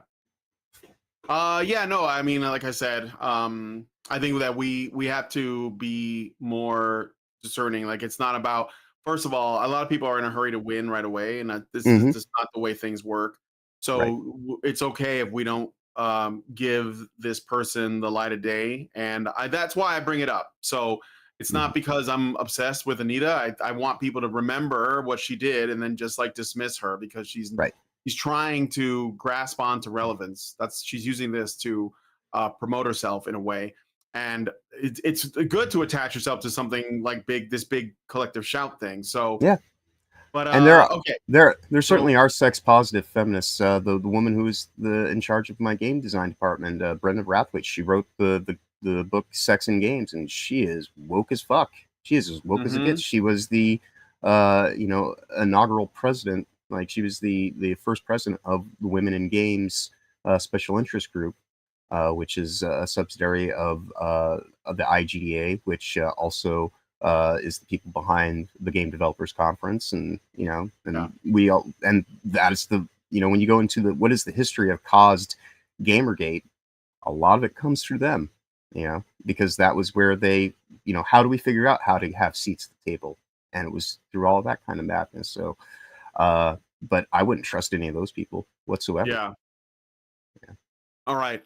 I'm going to read some of your comments and we're going to move on to the next story. So, Marin Ribarik said, wasn't Dragonlance written by a woman? Yeah, I think it's Yeah, I think so. I never read them, but they're very popular books. At least they were when people liked to read fantasy back in the day. Mhm. Great Indoors 1979 says sex positive for me, sex negative for thee. Yes, that's right. Teal Deer in the chat says when you have to be sex positive while opposing depictions of women, people would want to F. Mhm. Yes. Well, that's exactly right. They want, like I said, sex positive. They can't really square that circle because they really just want it to be sex positive for a certain kind of person, and that person's not men, so at least not straight men that have normal, sexual tastes and appetites. All right. Teal Deer then says also she's only sex positive for female workers. She will never mention rent boys, bachabazi, etc. Only the 304s on OnlyFans matter. The six-figure earning one specifically. Yes, yes, Yep. yes. Let me see. Gabriel says, "Yo, Teal Deer, they put you and Karen in Zootopia too. Have you seen the trailer?" Yeah, I know it's not. It was not. I'm not making the claim that's what it was. It was just a weird coincidence that I thought would be funny. We'd have to see if it actually is a reference. Teal Deer says the badger depiction is suspicious, but could be a coincidence. The deer is unlikely to be a reference unless at some point it gets teal paint spilled on it or something. I was thinking that too. There'd be like some gag where it gets covered in paint. If that Mhm. happens, though, I don't know. I'm gonna lose it a little bit. But it's the at this point, like, what is our media really? Zaranx gave a Rumble rant. Thank you, Zaranx, Mhm. and says if Collective Shout is $2, if Collective Shout is stealing Sarky's thunder, I feel like championing their misguided campaign because I think the constant discussion of Sarky is elevating her again, like we did in the past. And then he gives another $2 and says, "I'm sorry, but I just think discussing Sarkeesian is giving shine to a demon while the devil is working, if that makes sense." Yeah, I mean, I don't think it's beneath us to talk about because Anita, there's a lot of people who don't know who she is. Like Mhm. people who came to this party late, right? Like Right. when the show started, someone was in Rumble saying, "Who is Anita Sarkeesian?" Right. So I think that they should know. That's it. Like if unless something happens, I'm not going to talk about her again. Right. But we'll see. So Yeah. I would say let me see. fixating on her and bringing her up time and time again where it's not warranted would be Yeah, inadvisable. But in a situation where it actually is creating some degree of I guess confusion and like the way that these people that are ideologically opposed to her are saying because of her involvement, well then clearly then that's a fallacy and we're exposing the fallacy. She just happens to be associated with the fallacy that's being utilized, and so you can't yeah. really talk about that without talking about her in the subject at hand. So but yeah, I mean, it's like anything, you talk about it when it's appropriate and necessary, but otherwise, yeah, just let her languish into obscurity and just be a footnote. Yep, I agree with that. All right. You see, Teal Deer says the Anatomy of the State by Rothbard should be required reading for everyone. Everyone. It also is. It's also only under 50 pages, so there's no excuse, dude. That's more pages than Lauren Southern's book. Um. Let's see. I think that's it. St. Hugo says you need to know about the snakes in the grass. Agreed. Yeah, it's good to know, right? Mhm. Um. All right. People also need to be reminded about Digra on top of Sarkeesian. Digra is probably more important, to be honest. Yeah, is that going to come back up? I know about Digra. I think I may have done a show on them a while ago. Digital Games Research Association. Um, it's yeah, they are also something we should look into, see what they're up to lately because I haven't seen it. But anyway, all right. Thank you for your comments once again. Let us move on to the next story. So, you guys remember when Gab came out? Do you guys know what Gab is? John, do you know what Gab is? It's kind of like WhatsApp, to my understanding. It's like Uh, it basically was a competitor for Twitter. So okay. back when Jack Dorsey owned Twitter, back in those days of Crash Override Network, um, and all of the, well, just all the kinds of crazy practices going on over at Twitter when Twitter was, owned by the left, basically. Right. There were a lot of people who tried to make competition, competitive versions. There was, before Truth Social, there was a couple of them. I'm trying to remember them now, but one of them was Gab. And Gab was made by Andrew Torba, I think his name is. Okay. And Andrew Torba, it has a frog because it's essentially the Groyper, the Groyper Twitter, basically. Very edgy. I have a Gab, but I haven't been there in a long time. And Gab released an AI. So they were working on an AI for a while, but they finally released it. So Gab AI, a social media platform known for its lax moderation, just putting it lightly, faced significant controversy when its AI chatbot, Gab AI, also called Aria, I'm not making that up, Arya, Aria, was banned on X on August 1st, so yesterday. The chatbot launched on X in January 2024 and fully interactive by January 12th was accused of spreading anti-Semitic conspiracy theories, Holocaust denial, and extremist rhetoric, including content from its Talk to Adolf Hitler chatbot. Critics, including the World Jewish Congress, no shit, and Fighting Online Anti-Semitism, argued that Gab AI's unmoderated responses amplified hate speech under the guise of free speech, posing a risk of mainstreaming radicalization. Gab CEO Andrew Torba defended the platform, framing the ban as censorship of truthful AI, while X justified the suspension, citing violations of its hate speech policies. The ban sparked debate, with some X users decrying it as an attack on free speech, which it is, and others praising it as a necessary curb on toxic content. The controversy highlights ongoing tensions between free expression and content moderation.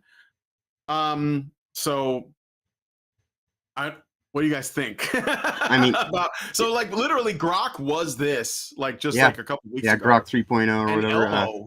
Yeah. I mean, I don't know how many times that this has to be said, but words are words, violence is violence. Hate speech is free speech. You are allowed to speak freely. You're just not allowed to, commit to actions of violence.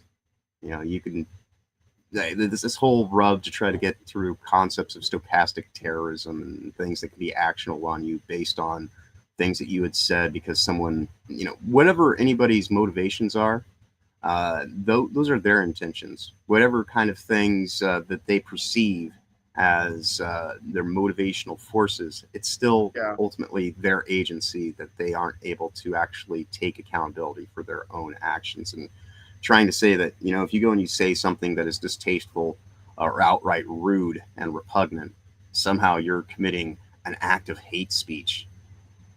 Even if it is, hateful and full of, venom and vitriol and, disdain towards other people, so fucking what?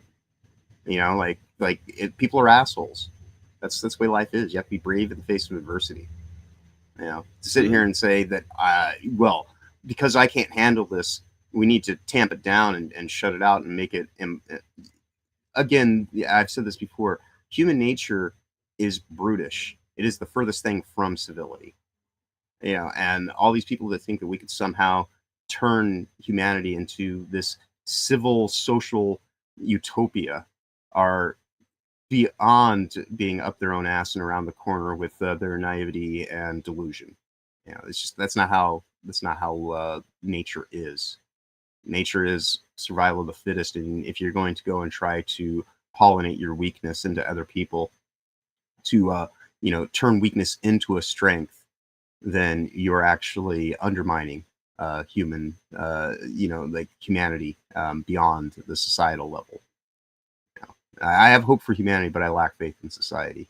To just kind of put it mildly. Well, I think ultimately, I think that for me, everything that I've been doing is just like trying to get a conversation going. And a conversation is how we get to the truth if the people involved in the conversation are doing so in good faith. And I think a lot of things, there's a lot of genies out of a lot of bottles right now. and there's nothing that can be done about that except to have the conversation. And Right. so I took a peek at Gab, I think AI, but I had to like sign up to do it, and I was like, I don't know if I want to give my email to these people. I don't like. I'm hesitant to sign up for anything Yep. generally because like if it involves an email or something. But there's nothing that it said just based on the short amount of time I had with it that I had not heard already from the mouths of actual people. I Right. don't think that it's promoting violence. I think that the people who like these groups like the World Jewish Congress and Fighting Online Anti-Semitism, the Anti-Defamation League, Citizens United, the all these various sort of like groups that supposedly exist to like tamp down on hate speech or hate. Mhm. They're all bad actors. They're Right. all the very bad actors that should not be involved in the conversation. And I think that if we're all looking for the truth, it doesn't matter how we get there, like as long as it's without violence, right? Right. And so I'm for that. And I think that, Gab getting banned on X, I mean, it doesn't surprise me because it's not this is the thing like I get from some people who are really, really up in arms about this. It's like, yeah, but why do you think Elon Musk is like an absolute free speech guy? I don't think he ever was. I No. think that he's like more than like the average lefty is, but I don't think that he's like an absolutist in that. And he's got like, well, I think Linda Yaccarino, who used to be Mhm. Yeah, involved she with just the recently yeah, left she the like position. she like stepped down. So I don't know who they got in her place. Yeah. But like you gotta be patient with these things Mhm. and let the conversations continue.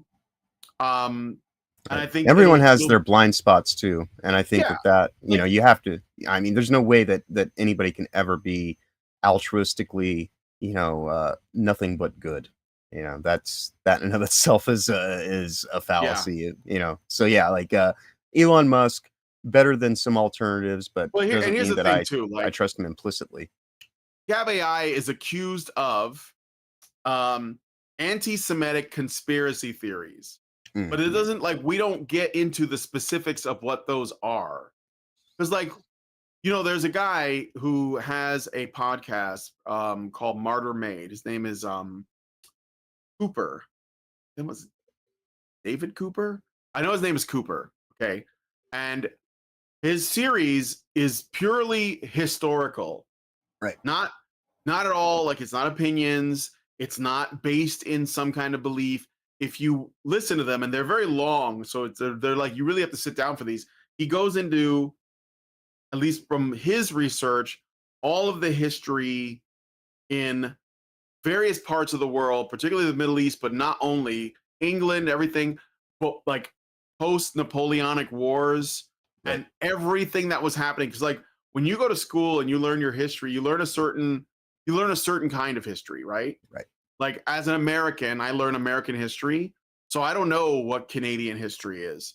If you're my wife's Canadian, she learned Canadian history, and so if when we sat down and talked to each other about like what we learned about our history, there were all kinds of holes in our stories that Yep. we filled in, right? That I didn't know about Canada and its relationship to the US and vice versa. And what Martyr made, the guy who makes that podcast, what he sets out to do is he tries to fill in every hole as in history as possible because a lot of our history is very oversimplified Right. and it's written by the victors too, but in such a way that if you're not curious, you're not going to like get the full picture of it, Mhm. right? Yeah. So, like the whole story of like how Israel came to be as a country, for example, would be considered anti-Semitic conspiracy theories. There's Exactly, history. yes. Like it Right. didn't it's not the Israel from the Bible. It's not. No, Like that no. but like we're supposed to think it is because some guy wrote a special version of the Bible called the Schofield Bible, which has a completely different narrative in it that is intended to essentially alter our perception of what that country in the Middle East is. Right. But his podcast tells you like where it came from, how it got there, what Winston Churchill's involvement was, what the British Empire's involvement was with that. Mhm. All of the things. I haven't even gotten to World War II. Like Right. where I stopped listening. I think Hitler was just coming into the picture, and he's doing it in as much of an objective way, I think, as possible, right? Yeah. And that's why it got me interested, because if I just want like the storybook version, I just watch Private Ryan or something. But I want to know, like, really, because it seems to be the only war. I mean, World War II specifically seems to be the only war that is as black and white as it is. And that doesn't make sense, right? No. Because any other war you can look at and be like, oh, I see. It's just like the Civil War in the United States. We have a black and white view of that in the popular, but it's like, well, that doesn't make sense, because like the descendants of that still live today. And I think they know more about what the Civil War, like what was really involved. The more you learn about, what's going on, what happened in history, the more nuanced it becomes, because it is humanizing. It doesn't make things black and white. Right. And what I'm saying is that if Cooper is seen as, he's basically just blanket called anti-Semitic because he's looking at history as objectively as he can, then I have to question if that's what Gab is. So when they make that claim, I think that that's questionable. And then they say Holocaust denial. Like, what does that mean? And I know that I'm going to get in a lot of trouble for this. Okay. Oh, believe me, I have a thing that I'm going to add to what you're saying. They made, like, look, they made that illegal in Germany to even bring it up, right? Right. So, like, why would they do that?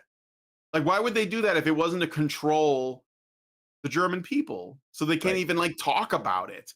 I don't think anyone is more ashamed of what happened, or at least the narrative around it, than Germans. Like, they're made to probably be reminded of it every fucking day. That's my guess. Right.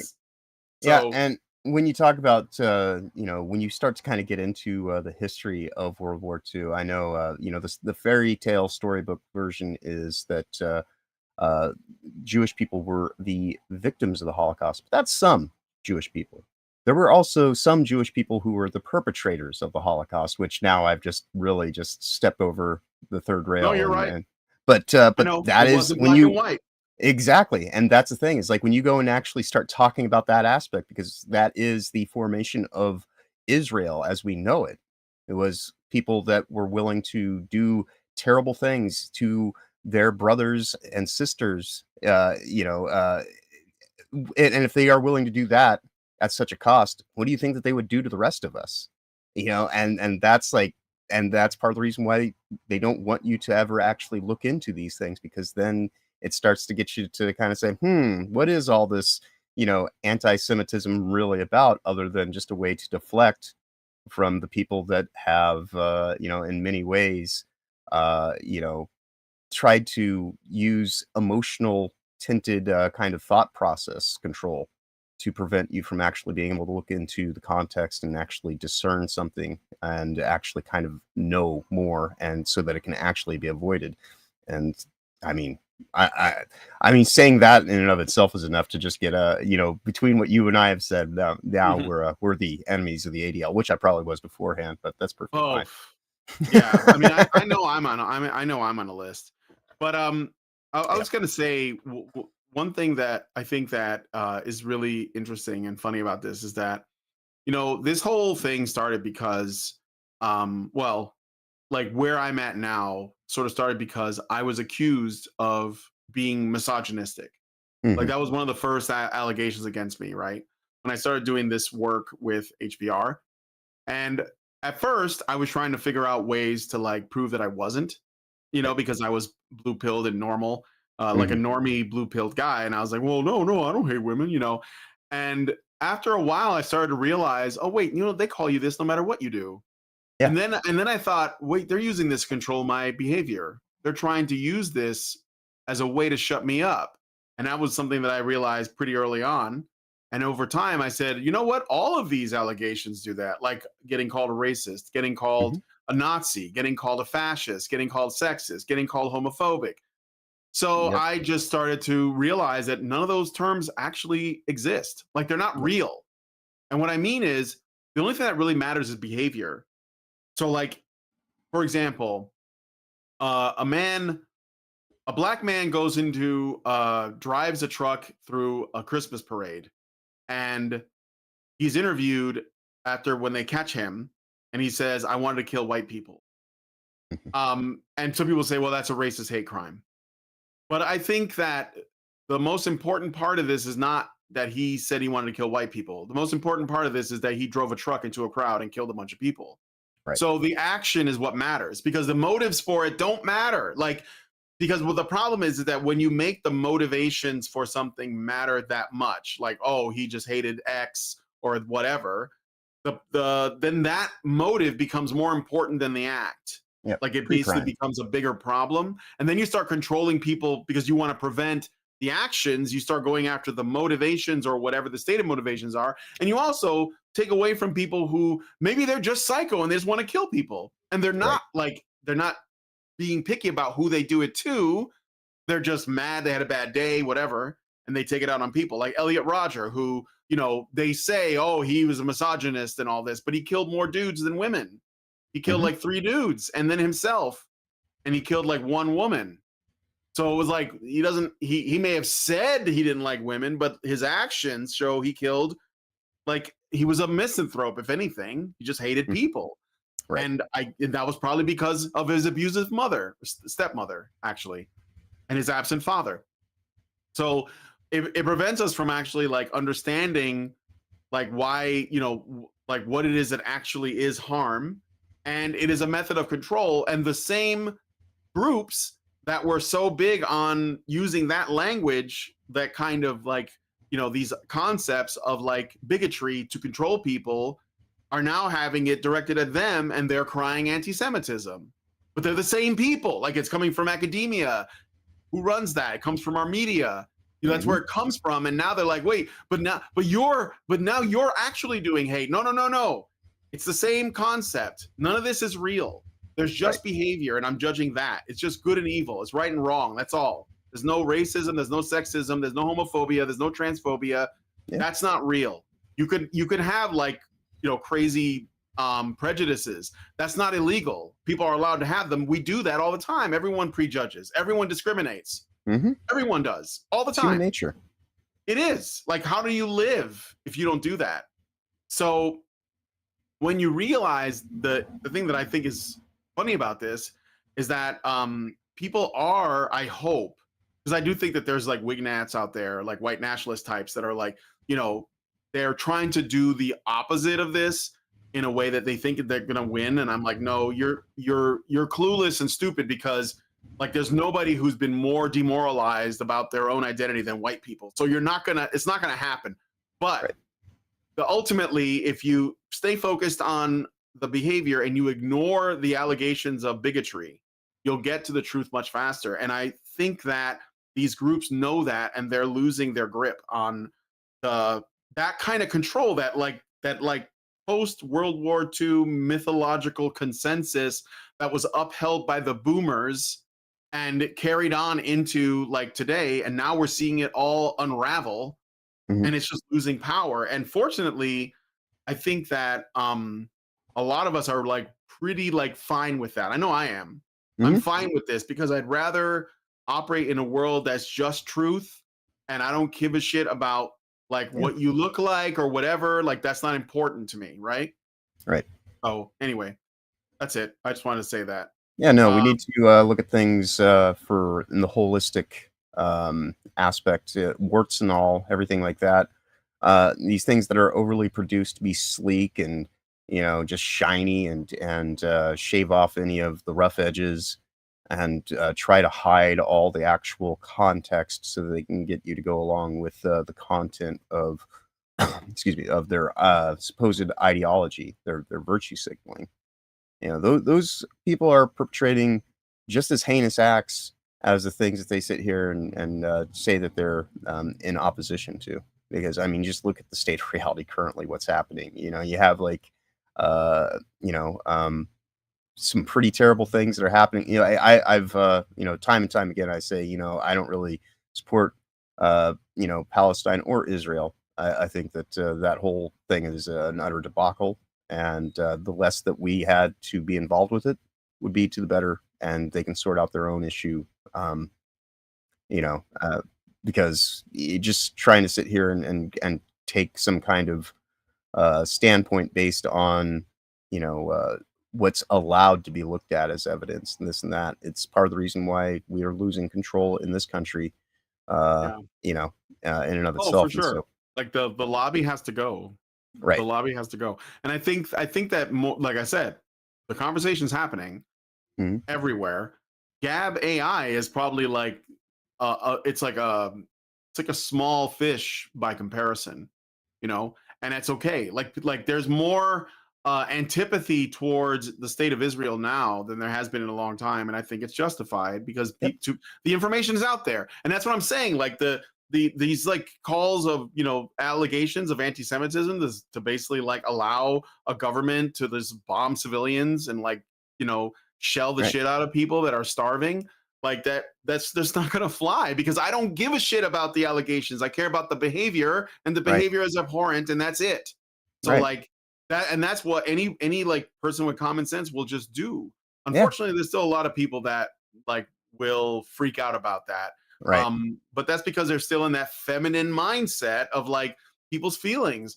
But Right. okay, I'm gonna read some comments, and then we're gonna move on to the last story. Yep. I have a couple little ones, and maybe No we'll have worries. time for a little bit of cake because THQ put out like a thing where they have a couple of trailers that I'd be interested in looking at. So anyway, Teal Deer says anti-Semitic conspiracy theories like Jewish people having a word for everyone who isn't them, goyim, and Mhm. others, and orders in their religion to control and destroy those worded people, like Islam does. Yes, interesting that like you're somebody who understands that of the Abrahamic religions, Judaism and Islam have a lot in common, and no one Right. wants to address it. But Judaism is way sneakier. Mhm. Okay, but or at least like Jews are. Um, all right. Anyway, Norwegian Black Templar says Holocaust denial started out as just that, and over time it became a way to shut people up. Yeah, because people accepted that it was something worthy of confronting in that way. People should be allowed to deny whatever. Like there are people who believe the Earth is flat. Do we like Mhm. arrest them? So, okay. Let me see. Brian has soggy knees confirmed. Yes. Teal Deer says, at first I started trying to prove I don't hate women. Then over time and interacting with more and more women and listening to what they say, I realized I actually do. Gabriel says, here's Israel, the specter of John Doe approaches. Yeah, he constantly hounds me about this. Like he thinks I can just like call up Netanyahu on the phone and tell him to stop it. Like, Right. what do you want from me? I think a lot of people, they want you to say something that signals that you're like on the right side of this issue. Mhm. And Yeah. I never speak out of turn if I can help it. Yeah. So, and again, like I want things to be like fine, but I got my own shit to worry about. You're looking at some Exactly. country 1,000 miles away. Ex Exactly, that and, like, just the same way that we created our own boogeyman with the Yeah, CIA, funding Al Qaeda, Hamas is a construction of Israel, and so they're fighting their own proxy group so they yeah, can, and so it's like and that's the way that it is, and when you actually know that, it's kinda like you look at this whole situation in a different way because it's like, do uh, I do not condone Hamas. I don't think that that they're fighting the good fight. I believe that they are a wedge piece, so that the shelling of women and children and people that are just living their lives who happen to be in a place that is being fought for, are getting caught in the crosshairs by a control state and yeah. and their proxy groups, so that they can have that boogeyman to say, well, we have to do this sort of thing. But when you actually know what actually goes into it, it's like, ugh, this is, just stay the fuck out of it. Like it's all Yeah. abhorrent.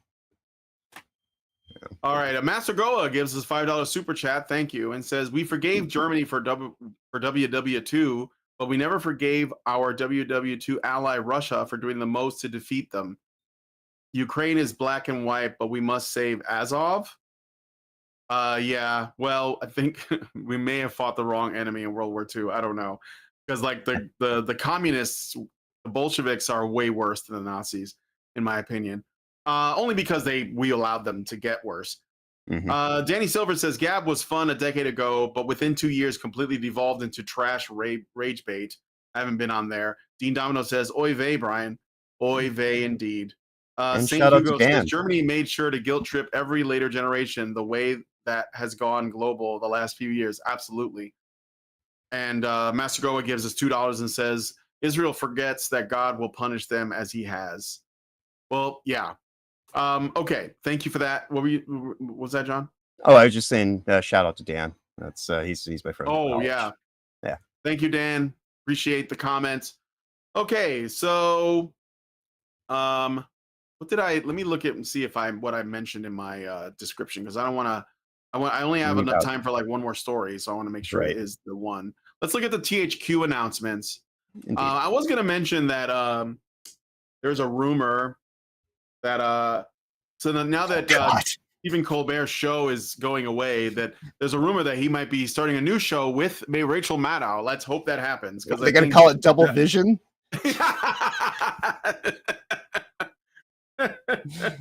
Yeah, right. Twinsies. Right. Anyway. 2 woke white women telling you the news. Okay, so let's look at some trailers. There's a you guys remember the game Darksiders series? Darksiders, making a Darksiders 4, which I didn't think they were doing that. It hadn't even come across my mind, but apparently they are. So we're gonna look at that really quick. There's let me see vids here. So I saw the trailer got pushed through. Let me just look it up. No worries. Darksiders 4 trailer. It's a teaser, really. So hold on a second. Share this tab. Let's go here. All right. Let me make sure that this has audio. Yep. You will be hunted. The White City for certain. The Council. And there will be others. You would wage this war alone?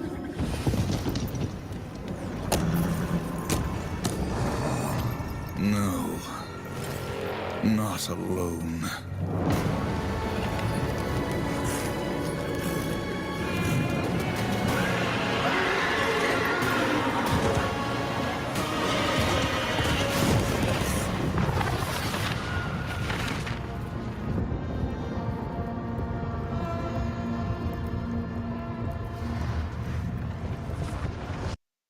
Interesting. All right. So the Darksiders games were kind of all over the place. There was the original Darksiders was kind of like a Metroidvania action game with like sort of like people compare it to Legend of Zelda and stuff.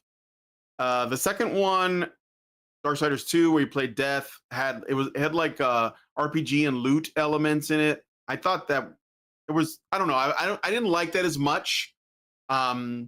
I think that it was, and then Darksiders 3 was more leaning into the Souls-like part of it with, but I didn't mind that one. I played it pretty much all the way through. And then there was a 4-player co-op one that I never picked up, but I was actually very interested in, called Genesis, which had like more of a top-down, 4-player shared screen, maybe. I'm not really sure, like Diablo style game. And we don't know anything about this fourth one, but it looks like all 4 characters are going to be in it. So maybe it'll be multiplayer. I think that'd be very cool. They did that. So I don't know. But do you have any opinions on that?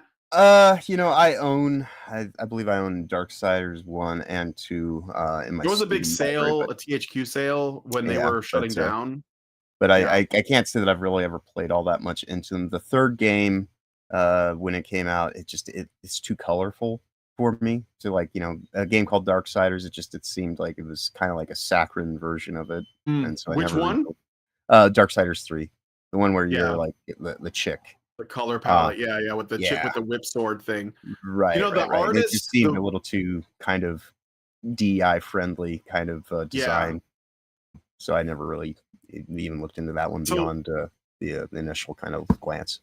Yeah. So the thing about the Darksiders games that I thought got my interest as a person who was really into comic books and is an artist was that the artwork for those games was all based on the work is basically this guy named Joe Madureira, who did a lot of, he has a very distinct style, and I believe he worked on all of the art design for those games. And so they have a distinct look.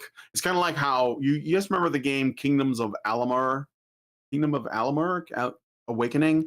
That was all designed by Todd McFarlane, who is the guy that created Spawn, and he drew Spider-Man for a while. Even did Iron Man comics for a little bit, if I remember correctly.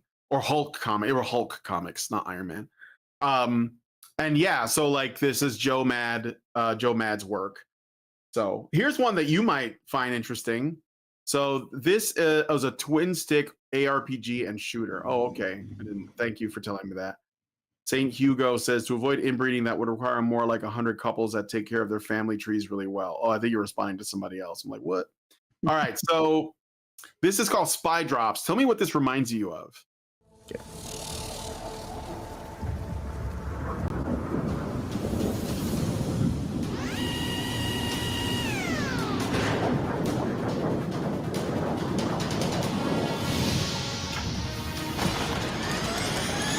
Kind of like a retro PS1 look. Right.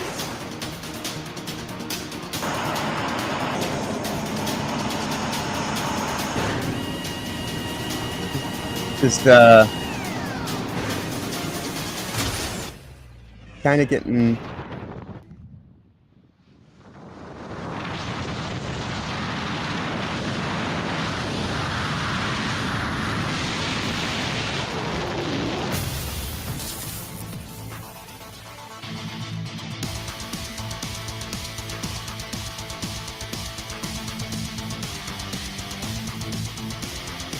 Modern retro stealth. oh yeah, it's Metal Gear with tits.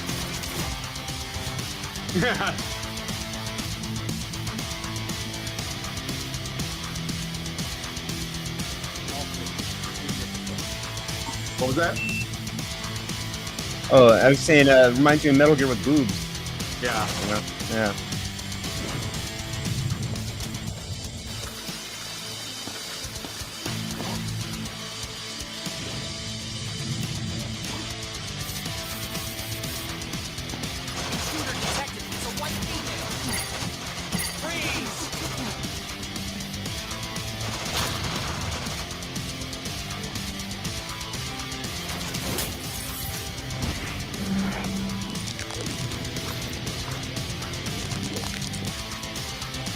Dreamcatcher success.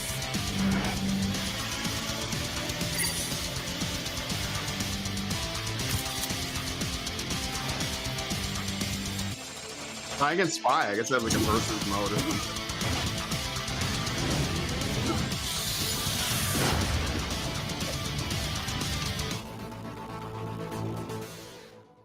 Interesting. So yeah, it's Metal Gear Weeb. Mm-hmm. That's what I think based on what I saw. So Yeah. And so yeah, those were two games that stood out for me. I think there might have been like one other one. I know that speaking of Metal Gear, I know that Metal Gear Sigma is coming out pretty soon, right? Delta, but yes. Delta. I'm sorry, Delta. That's all right. It's all right. I mean, he is kind of a Sigma. Yeah, you're right. I had that wrong. That's okay. Let me see. There's some other games, but we should like end it here. So yeah. I'll just put this on there so we you guys go. can see it. And yeah, so we're gonna wrap it up there.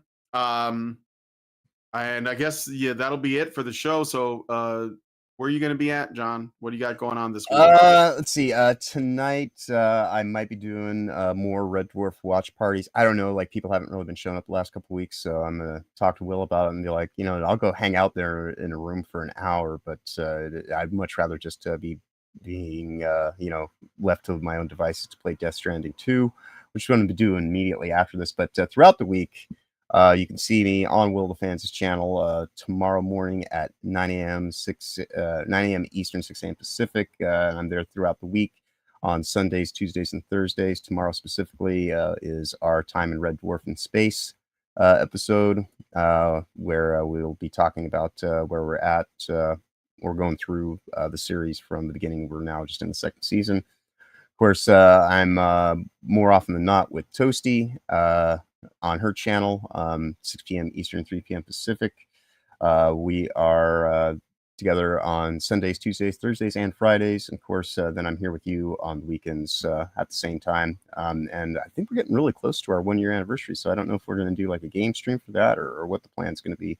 But otherwise, if you are a content creator interested in getting some kind of, access to other content creators, I do have the FFS Discord, which you can find links for on my X profile. Either look for Problematic White Guy or at problematic_John. And I'm soon to be starting to make my own stuff again, VODs, live streams, and all that kind of stuff as soon as this new tech arrives. But I think today was a fun conversation, definitely controversial for a lot of people if, they have weak sensibilities. But, that's why I always enjoy talking to you once a week. Not my audience. No. Of course not. Edgier than me, honestly. Right.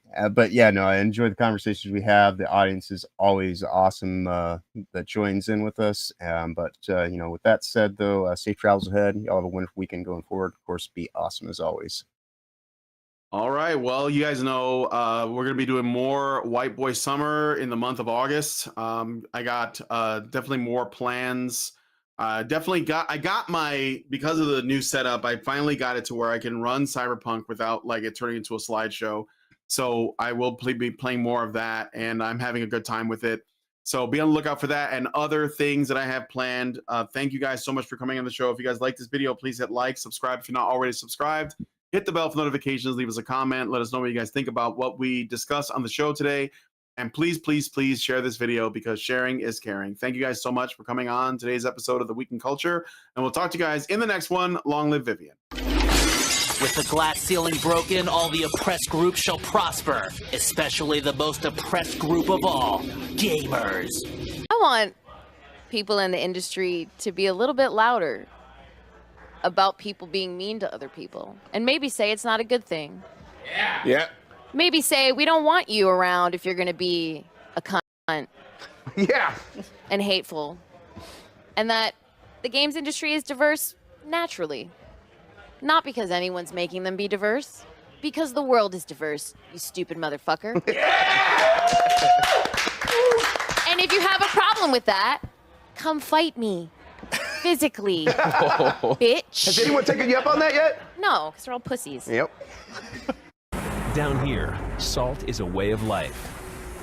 Obviously, the environment down here is all salt. The ceiling's salt, the floor is salt, the walls are salt, and to an extent, the air is salt.